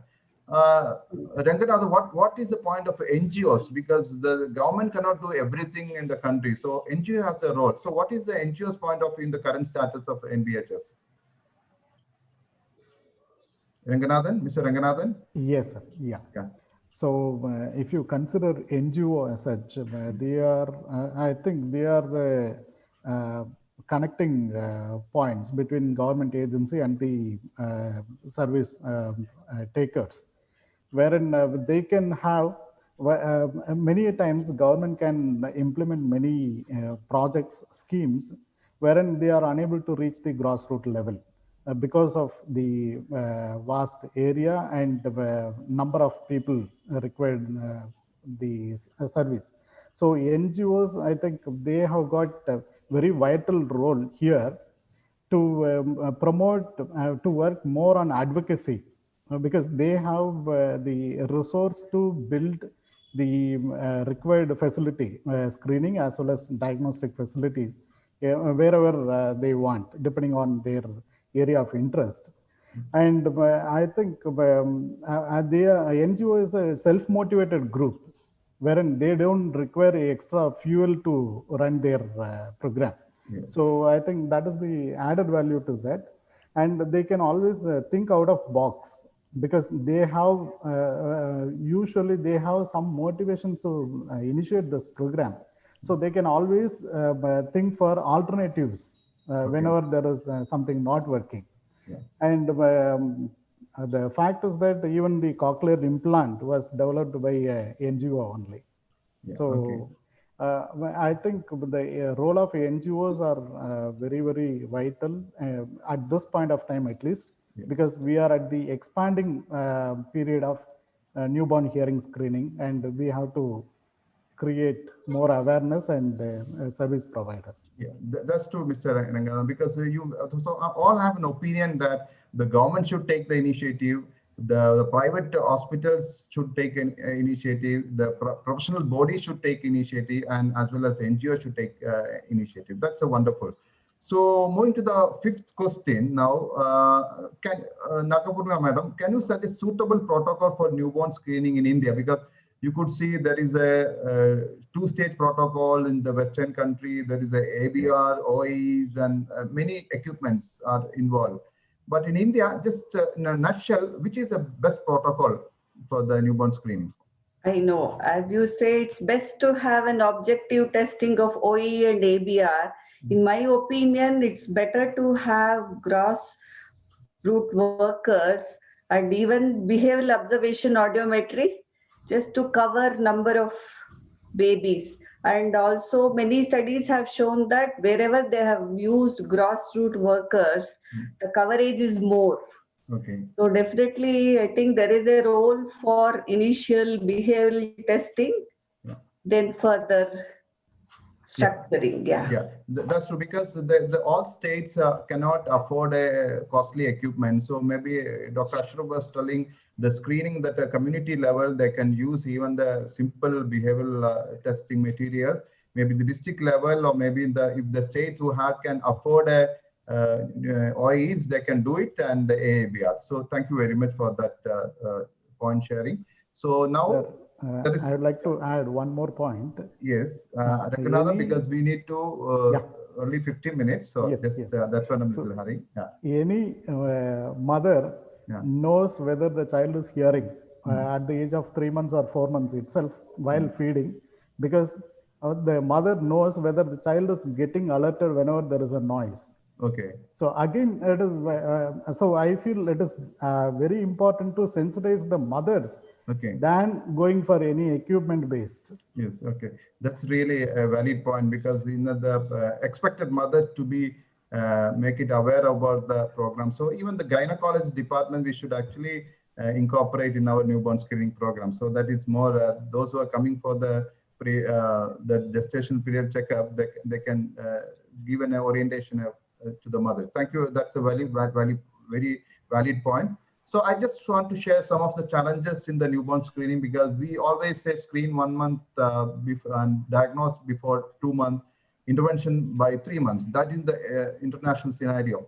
Dr. Samir was telling, still we may have to concentrate a 1-3-6 concept rather than 1-2-3 concept.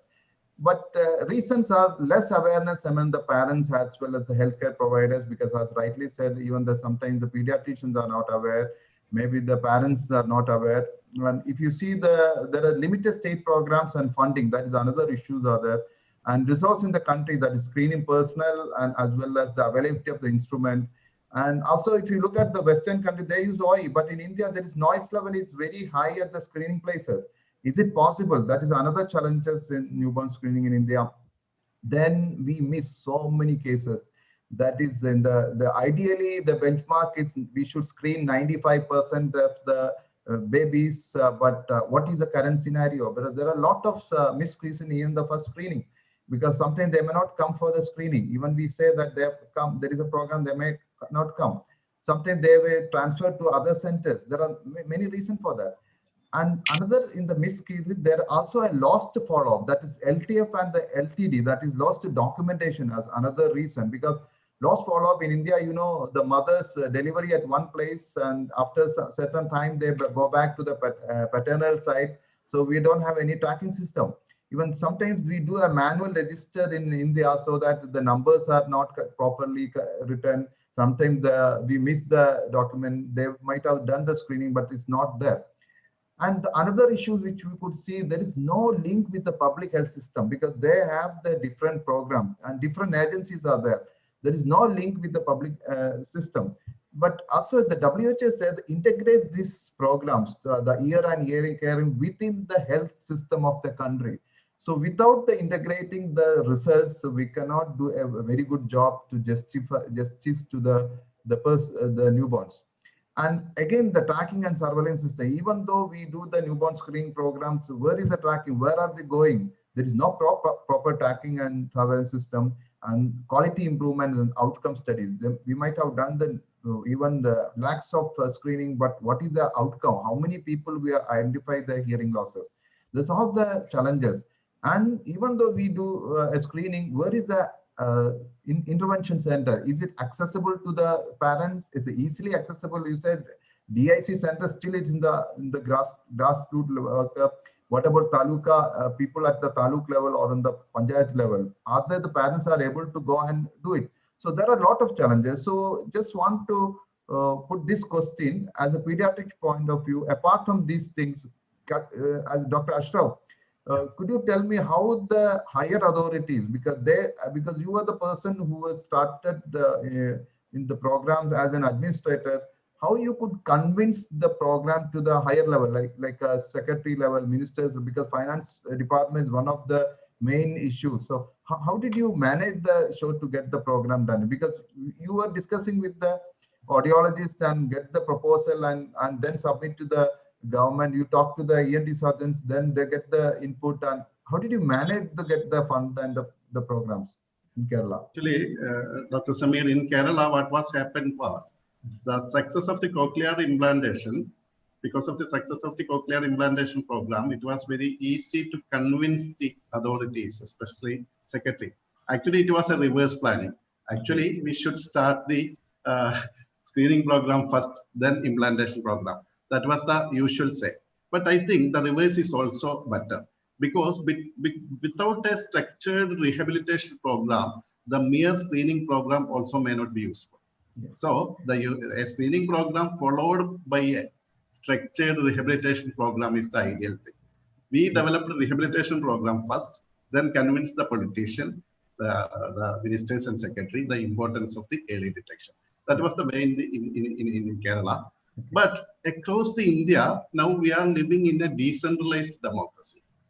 I think there are every villages, there is a Grama Panchayat, there is a block Panchayat, there is a district Panchayat. The politicians there, it is easy to contact and convince them rather than convincing the secretary and minister at the state level or central level. So for this hearing screening program, if there is a motivation from the part of the professionals, including doctors and rehabilitation professionals, we can easily convince the panchayat authorities, and a purchase of OAE is not a big problem for them, because all local self-government authorities, the 5 to 10% of the allotted budget is for the social sector. So if we doctors, as well as the speech language pathologists and audiologists, working together as a team in that area, it is very easy to implement the hearing screening program in that area. In most of the government hospitals, now the hospital developmental committees or societies are there. So a temporary staff, a trained staff may be appointed to that. Even above poverty line people, we can charge a minimum 50 rupees. That will speak wages for the temporary employee. So if there is a will, there is a way for the neonatal screening program also, I think. Yeah, that's a very, very important point, because that is the way how the publics can involve with the programs, and a very easy, that's a very simple step you can take it from the grassroots level rather than convincing the ministers or the secretary level. Dr. Samir, you have something to share about the Maharashtra. How is the challenges you faced it, because you have been trying the newborn screening at your city, because I was told that around 1.5 births in the Mumbai municipality alone, if it's maybe compared to Kerala, is half of the delivery. So could you please tell me what was your challenge? Yeah, so in fact, I looked at the Kerala model. I must thank Dr. Ashraf for having done all the work. And I happened to look at that model, and I found that the number of deliveries that are there in the state of Kerala is equal to the number of deliveries that happen in the city of Mumbai per year. Yeah, so definitely. we were actually looking at the same number of OE machines that have been procured by the state government of Kerala to convince my government over here that we should do the same program.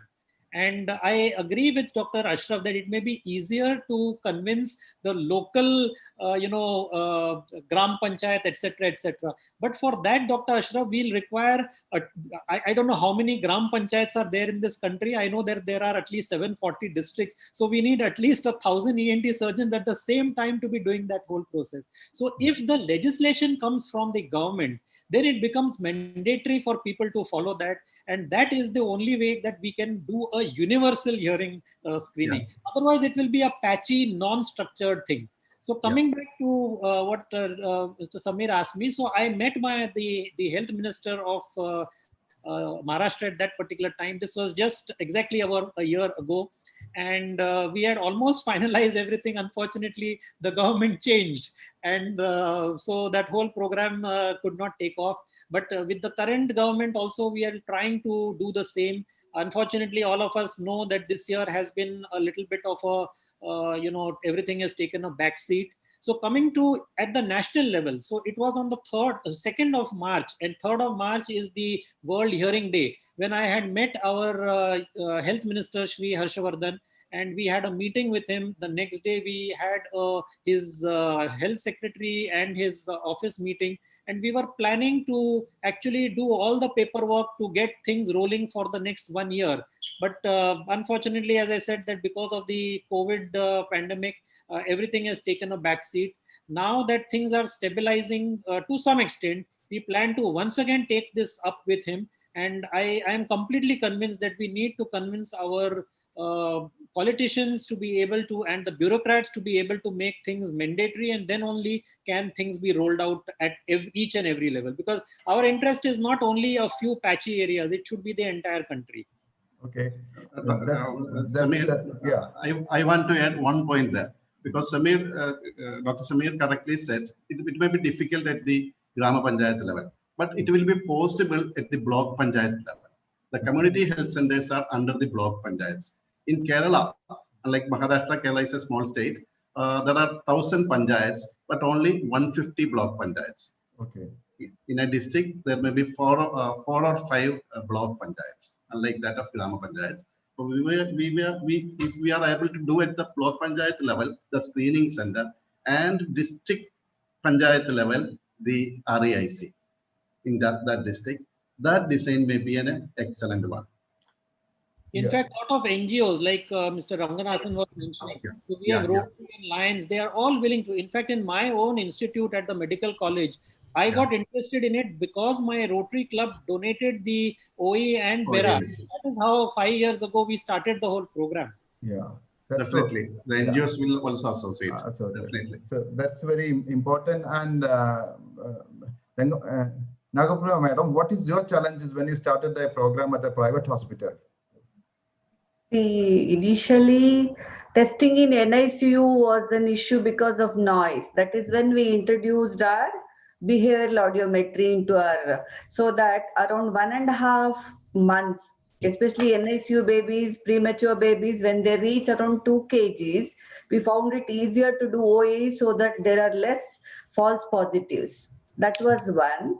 And I would like to say that now more or less we have achieved universal screening, but then rehabilitation, I feel it's still a challenge to us. Yes. We are identifying about 4 months or so, less than 4 months, but then parents' acceptance, that social stigma is a big thing. We feel we are not able to help. They just go away, and most of these families depend on their support, family support for decision making. It may not be finance, but just that acceptance and stigma is a big thing, I feel. Yeah. And just to give an example, recently we had a parent who is just an attender. That child is in about 4th or 5th standard. Because of these online classes, she was finding it difficult with her low-end hearing aids. So even though finance was an issue, immediately he arranged finances and got her a digital hearing aid which is Bluetooth compatible to make it easy for her for online classes. So I feel it is all to do with acceptance and family support. Yeah, that's true. So we will move a little faster because the time is little it's showing. So I might quit some of the questions. So we'll move to the next question. And this already we have discussed some of the steps what we have taken. So the one thing we all do agree that every level we should have a people, that the team of people like a ENT surgeon, the pediatrician, as well as the audiologists and SLPs at all the grassroots level. So then we have to see the Indian scenario, and we have to implement the program. Now, before this particular next question, I would like to introduce two people this in the parent group. So one is mother of Tanusha, and it's Miss Ashita Arora from New Delhi. Tanusha is here. Yeah, hi. Hi, Tanusha. How are you? Good. Tanush is here. Tanush. This is Tanush, my son. Tanush. Yeah. Yeah, and I'm Ashita. Yeah. Okay. Welcome to our panel discussion. Just because we know that we discussed, but the parents are the most important aspect. They are the most affected group, I would say, rather than the clinician or doctors or the policy decision makers. So, what is the age, Tanush? 12. Very nice. Very good. So, when was the diagnosis, the first screening? Could you introduce yourself? Yeah, he was screened on the very first day he was born. So he was born at and we were informed the very first day when the kid was handed to us that he's not hearing. Okay. And then like we were told that maybe there is some water in the ears from the womb of the mother, and it might take 3 months to dry. So we'll do the next screening, as you said, on 136. So next screening was done in the 3rd month. Okay. And then the 6 months. That's when, we were told we can definitely say that, yes, there is a hearing loss. Okay. So after the 6 months, we were informed that we can try hearing aids. Okay. So what age did you try the hearing aid? He was 6 months, from 6 to 7 months till the cochlear implant cannot be done before 1 year. That was what. Even at 9 months, it could have been done, but it was not safe for a 9-month baby to go through such a big surgery. Okay. So from 7 months to 9, 8, 10 months, we used hearing aids and we did therapy with the audiologist, but the therapist and we both found that hearing aid is not helping. Okay. Rather, it was very irritating for the kid. It was just making some noise in his ear, which was not acceptable. Okay. So that's when we decided that cochlear implant is a must. Okay. So that is the journey of your child. Tanush, can you say something? How are you? Fine. How are you? Fine, thank you. Nice smiling. Okay. Where are you studying? Cambridge School. Cambridge School. Very nice. So that's nice, Ashita. Now I may call upon the mother of Vedananda from Kerala, Tarun Arora from Tanush Arora from New Delhi. It's the mother of Vedananda is here. Yes. Yeah, she's there. She's there. Okay. Yes, sir. Hello, welcome to our panel. So, Okay, thank you, sir. yeah, please introduce yourself to the attendees. Okay, first of all, thanking you for giving me a chance to share my experience. I am Amrita, Vedananda's mother.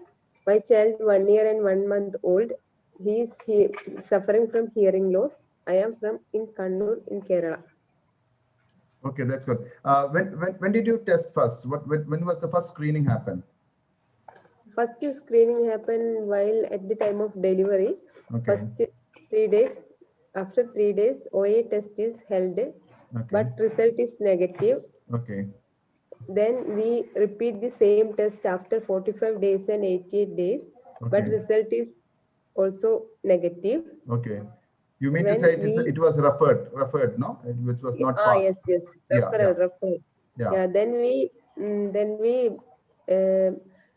need to know what happened, and we detailed checkup done at Bara test. Okay. Then we should understand our baby suffering from hearing loss. Okay. So when did you put after the Bara test? When did you put the hearing aid on a child? At the 5th month. At the age of 5th month. That's very nice. And when did you start the intervention, that the speech therapy or auditory training? AVT training is started at the time of immediately putting the hearing aid. Okay, so immediately you're putting the hearing aid. So that's a good point. So she has put the hearing aid immediately after the diagnosis and then the intervention. So the question goes to Ashita Arora. Do you have a confidence on newborn hearing screening result? And what was your anxiety when, say, as soon as you got the result that your child is a hearing impairment? And so what was your anxiety and what was your, could you please share? Yeah, the first challenge was acceptance. Yeah. We just did not want to believe that this has happened to us. Okay. Because this was our first child, waited 3 years, and then, you know, then we realized there's no meaning of, you know, moaning or wasting time. It was better to accept the fact that yes, it is a fact now that he is not listening. We could see that, you know, on a Diwali day when there are loud patakas going on and he's not reacting, not crying, no reaction at all. We had to accept, yes, that's a fact now. And now the next step is to get it, you know, get some help from somewhere so that he can enter the mainstream. Okay. Yeah, so the anxiety was that, you know, how would he cope up now? Like, they were all like the earlier said that, you know, there are so many social problems. People at home would not like others to know that we have a deaf child at home. But then that thing has to leak one day out of the home, and then we had to collect funds because cochlear is a very expensive thing. Okay. Both these things went together, and we knew that, you know, if we're going to delay it, it is only going to cause difficulty for the child to be accepted in the society.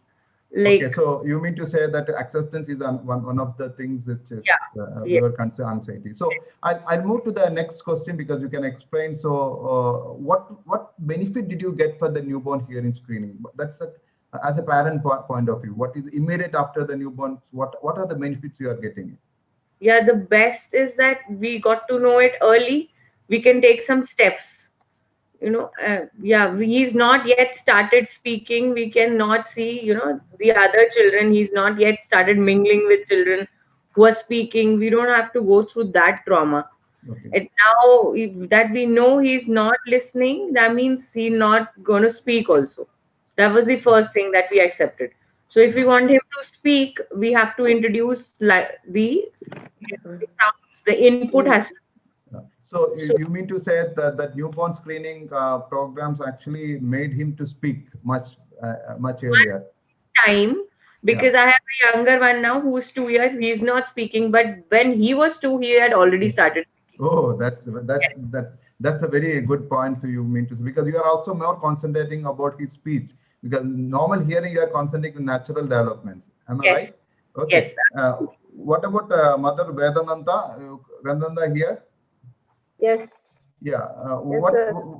could you please explain very short because we are running the time? Okay. What the benefit you got it? Benefit after putting hearing aid at 5th month and give continuous therapy, and now he calling Amma at the 10th month. Okay, that's so very good. happy. What did you have the feelings when you the child called you Amma that time, first time? Did you expect that your child would call Amma? I am very happy. Yeah. So you are happy because Yes, of the I am newborn very screening. happy. Yeah. That's a Yeah.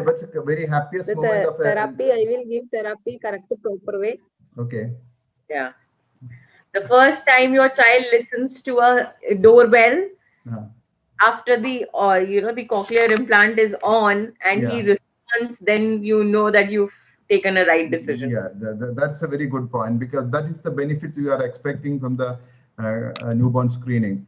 Yeah. Now, question number 10. Is it possible to implement universal newborn screening in our country, Dr. Ashraf? Because you focusing on the newborn hearing screening. Could you make it universal newborn screening in our country, Dr. Ashraf? Dr. Ashraf is here. Dr. Ashraf, your mic is off. Can you switch on your mic, please? Sorry, Meenakshi. Samir, it is already discussed. If there is a will, if there is a teamwork by the professionals, supported by the political will, it may not be a distant target.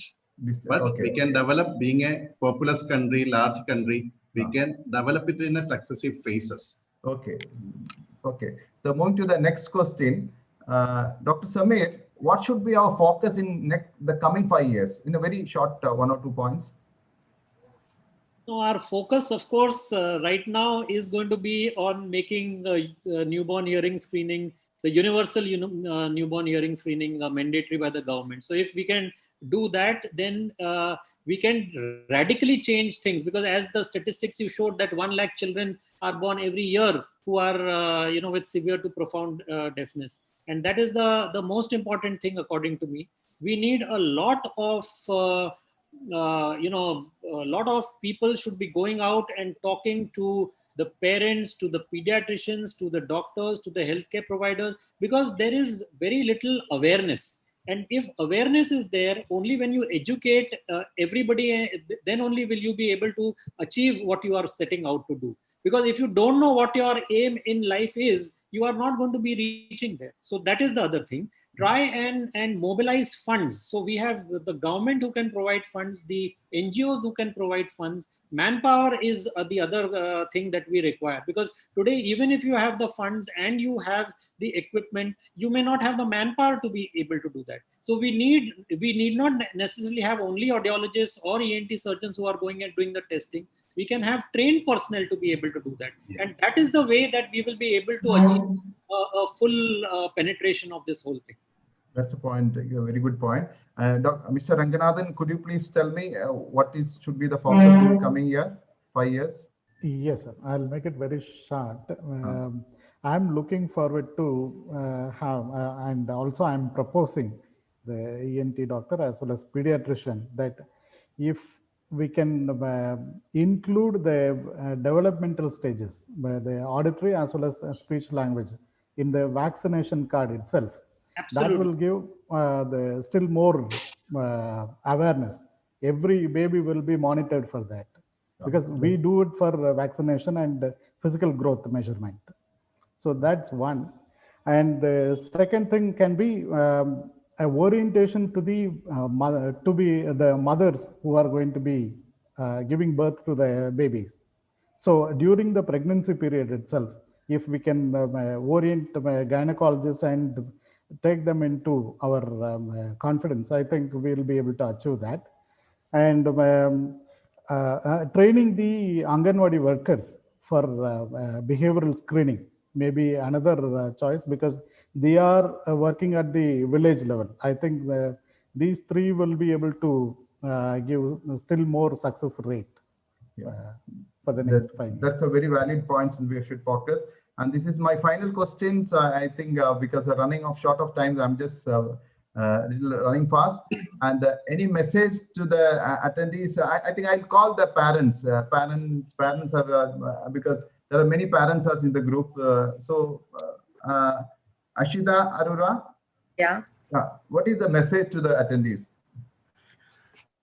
Yeah, hi. This is Tanusha's father. The message to the message to the attendees is early detection is the best thing. We should, know as soon as possible that this is the problem, then actioning on it, and creating awareness post you taking the action. That's the messaging which I would like to give. It's been 12 years that Tanush has operated, and I have been talking to many people. I have been creating awareness because in India people are not even aware that there is a solution to such problems. But in case if they have come across any such issues or any such someone who's suffering from this thing, creating awareness is the best thing, and people who have actually gone through it should spread this as much as possible that there is a solution to it, there is a treatment to it, and they should go for it. That's the message. And there's no shying away. He always stood by. He told us, like the people who have eyes problem, we can wear specs. Similarly, if we have a ear problem, we can use hearing aids. So there's no shying away. Yeah, that's the important point. That shying away is that word which I really like. This is a message to the parents. So that's important. Thanks, parents of Tanush. And what about a pediatrician point of view? Dr. Ashraf, could you please give me one message? The message I want to share is the teamwork will do wonders. Yes. The teamwork, the disability area is a teamwork area. Yes. So we should work in a team, whether it's pediatrician, ENT surgeon, or a rehabilitation specialist, and with the NGOs as well as the governmental bodies. So you mean to say there should be an advisory committee for how the Western countries, like how, especially in the newborn like that Western country, we also initiated in Kerala. There should be a advisory committee at the government level. As Dr. Samir pointed out, the legislation may also be a welcome suggestion. But without an infrastructure and facilities, the mere legislation may not help.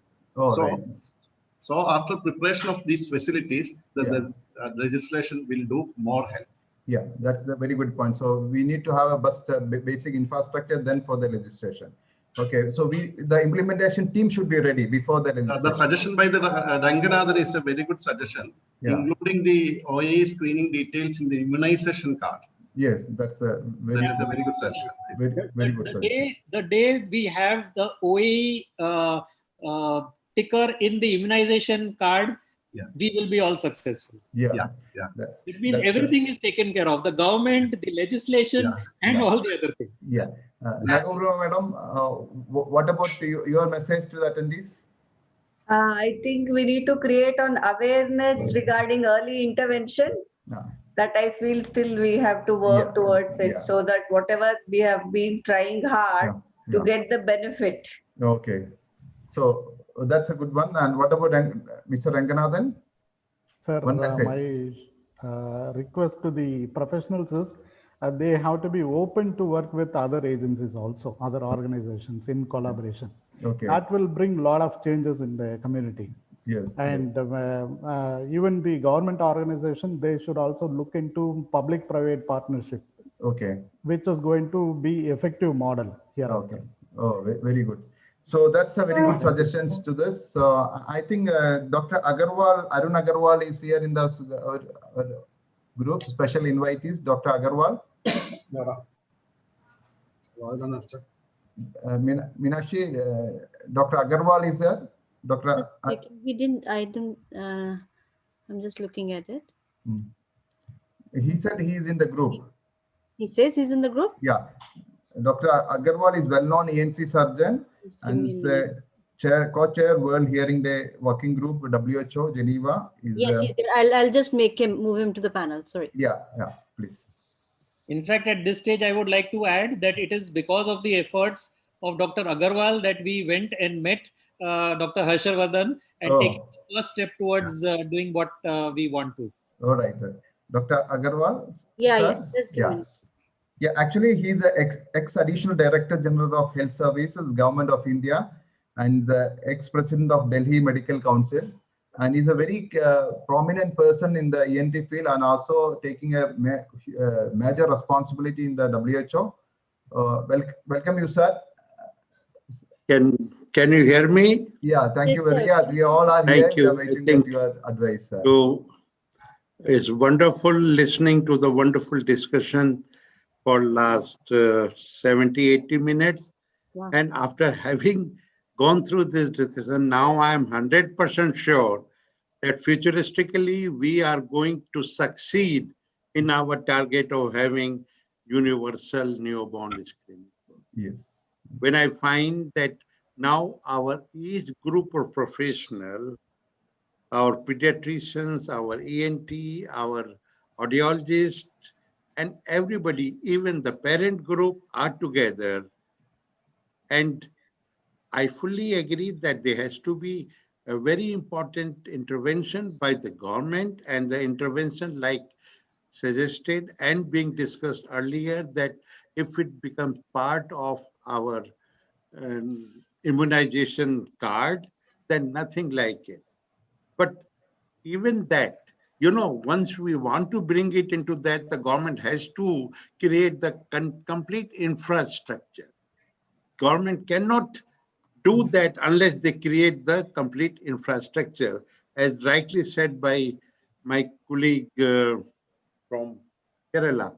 So, but at the same time, let us try to create infrastructure by the government, that is by the private sectors, work together, team spirit, and very soon we will have the fantastic 1 lakh children born are having severe to profound hearing loss. It's a very big number, and we have to manage it.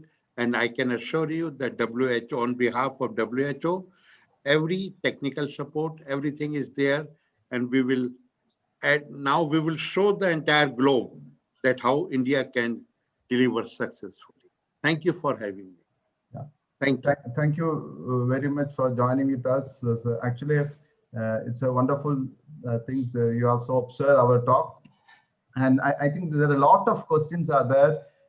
Meenakshi, is it time to... We can take up 1 or 2 if you think they are relevant. That would be good. And we are really thankful to all the panelists. Yeah. So 1 minute. So let me finish with the last slide. See. So there are a lot of us who have this awareness. Let's work together. Let's form a coalition. Let's pursue this at both the state and federal level.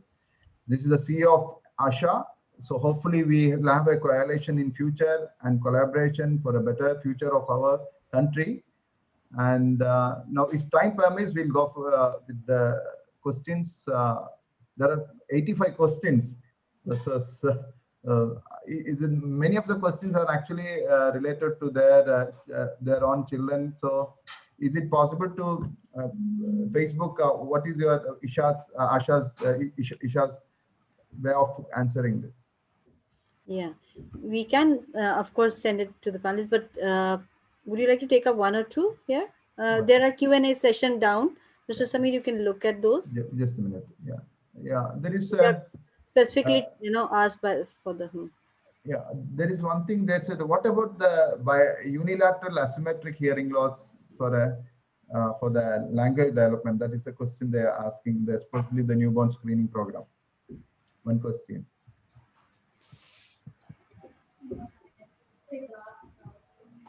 Can I answer? Yeah. When we look into unilateral or asymmetrical hearing loss, again, unilateral hearing loss may not affect language development, because one ear is going to have normal hearing or near normal hearing, so that the auditory input is same, but they may have a problem in terms of hearing in presence of noise or localization, finding the side of the sound originates. In the case of asymmetrical hearing loss, again, it depends on what is the amount of hearing impairment in the better ear. If it is more than 50 dB, it's going to affect language development and speech production also.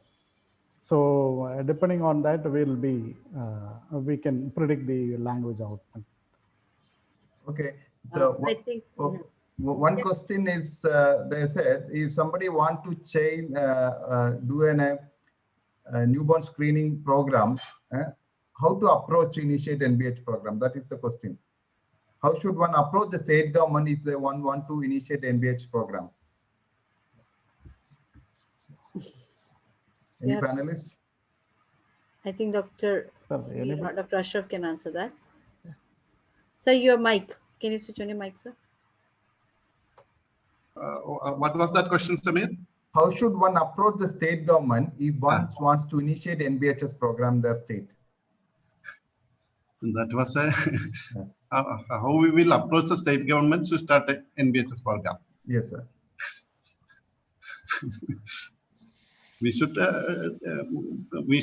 liaison with the politicians as well as the secretary level on behalf of our associations or professional groups or parent groups, rather than individual liaison. Okay. Another question from Sri Kumari. Maybe having mobile. You could have that as the last question. Yeah. Maybe having mobile screening system should be installed in villages. Mobile. Ranganathan, could you answer for this particular question? Yes, mobile screening, because you are doing NGOs and. That's going to be a really good idea. But the problem comes, where is the number of babies or more? So going to a particular block or panchayat is again, it's a very difficult task for us to decide when to go. But still, we should also experiment on the mobile van.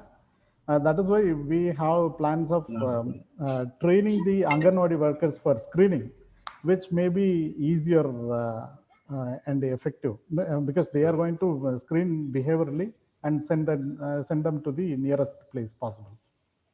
But if you want to control the environment and test, have a better outcome, definitely mobile one will be a choice. Okay. Okay. And thank you. teleaudiology may be an option.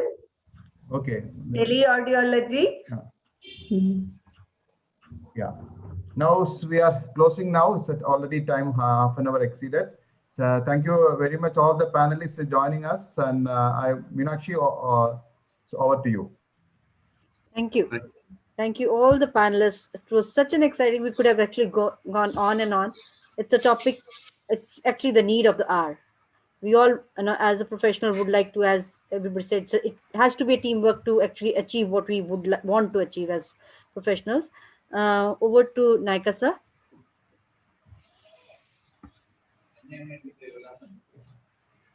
I think Naika sir. I'm there. No. Sir, your mic is muted. Okay, probably. So I would like to conclude saying that I would like to thank all the panelists for taking out their time. It was really, really interesting to hear the views, and it has set pace for our forthcoming, the first panel, the second, all these panels are helping us as professionals to understand, as parents to also to reach out to the parents, to give the message that why it is important, why the newborn hearing is must, and to the professionals that we should join hands and move forward right from the grassroots level, like reaching out to the really basic level and starting the programs there, to initiating legislature changes with the government. That's all that we all need to get together, and to achieve the dream of universal hearing screening in India, we all need to get together.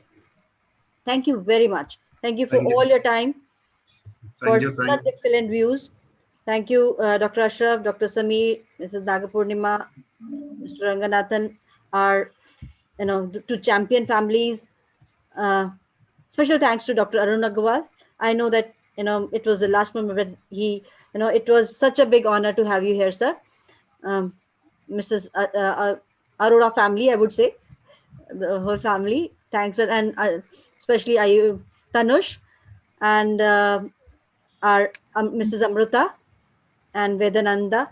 So it's a great honor to be here. Thank you very much for all your efforts. Thank you. Thank you. Thank you, Meenakshi, for this opportunity. Thank you, Isha. Thank you, Samir. Yeah, After a long time, I am seeing Dr. Samir, even though virtually. Thank you, Samir. It is very happy to being with you, as well as the Ranganatha and Madam. And thank you, Mr. Samir, for moderating the session so well. It is over time, but nobody felt of that. People who were really keen are still there. So thank you very much. Thank you very much. Thank Bye. you. Good night. Thank Good you. night. Thank you all. Thank you very much.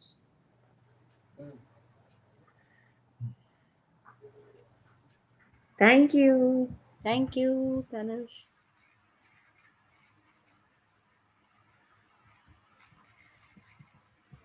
Meenakshi ma'am, we are stopping the live. Yeah. Thank you, ma'am. Good night. Good night, Vanumati. Good night to all the Good night to panelists. all. So. Samir sir, it was great.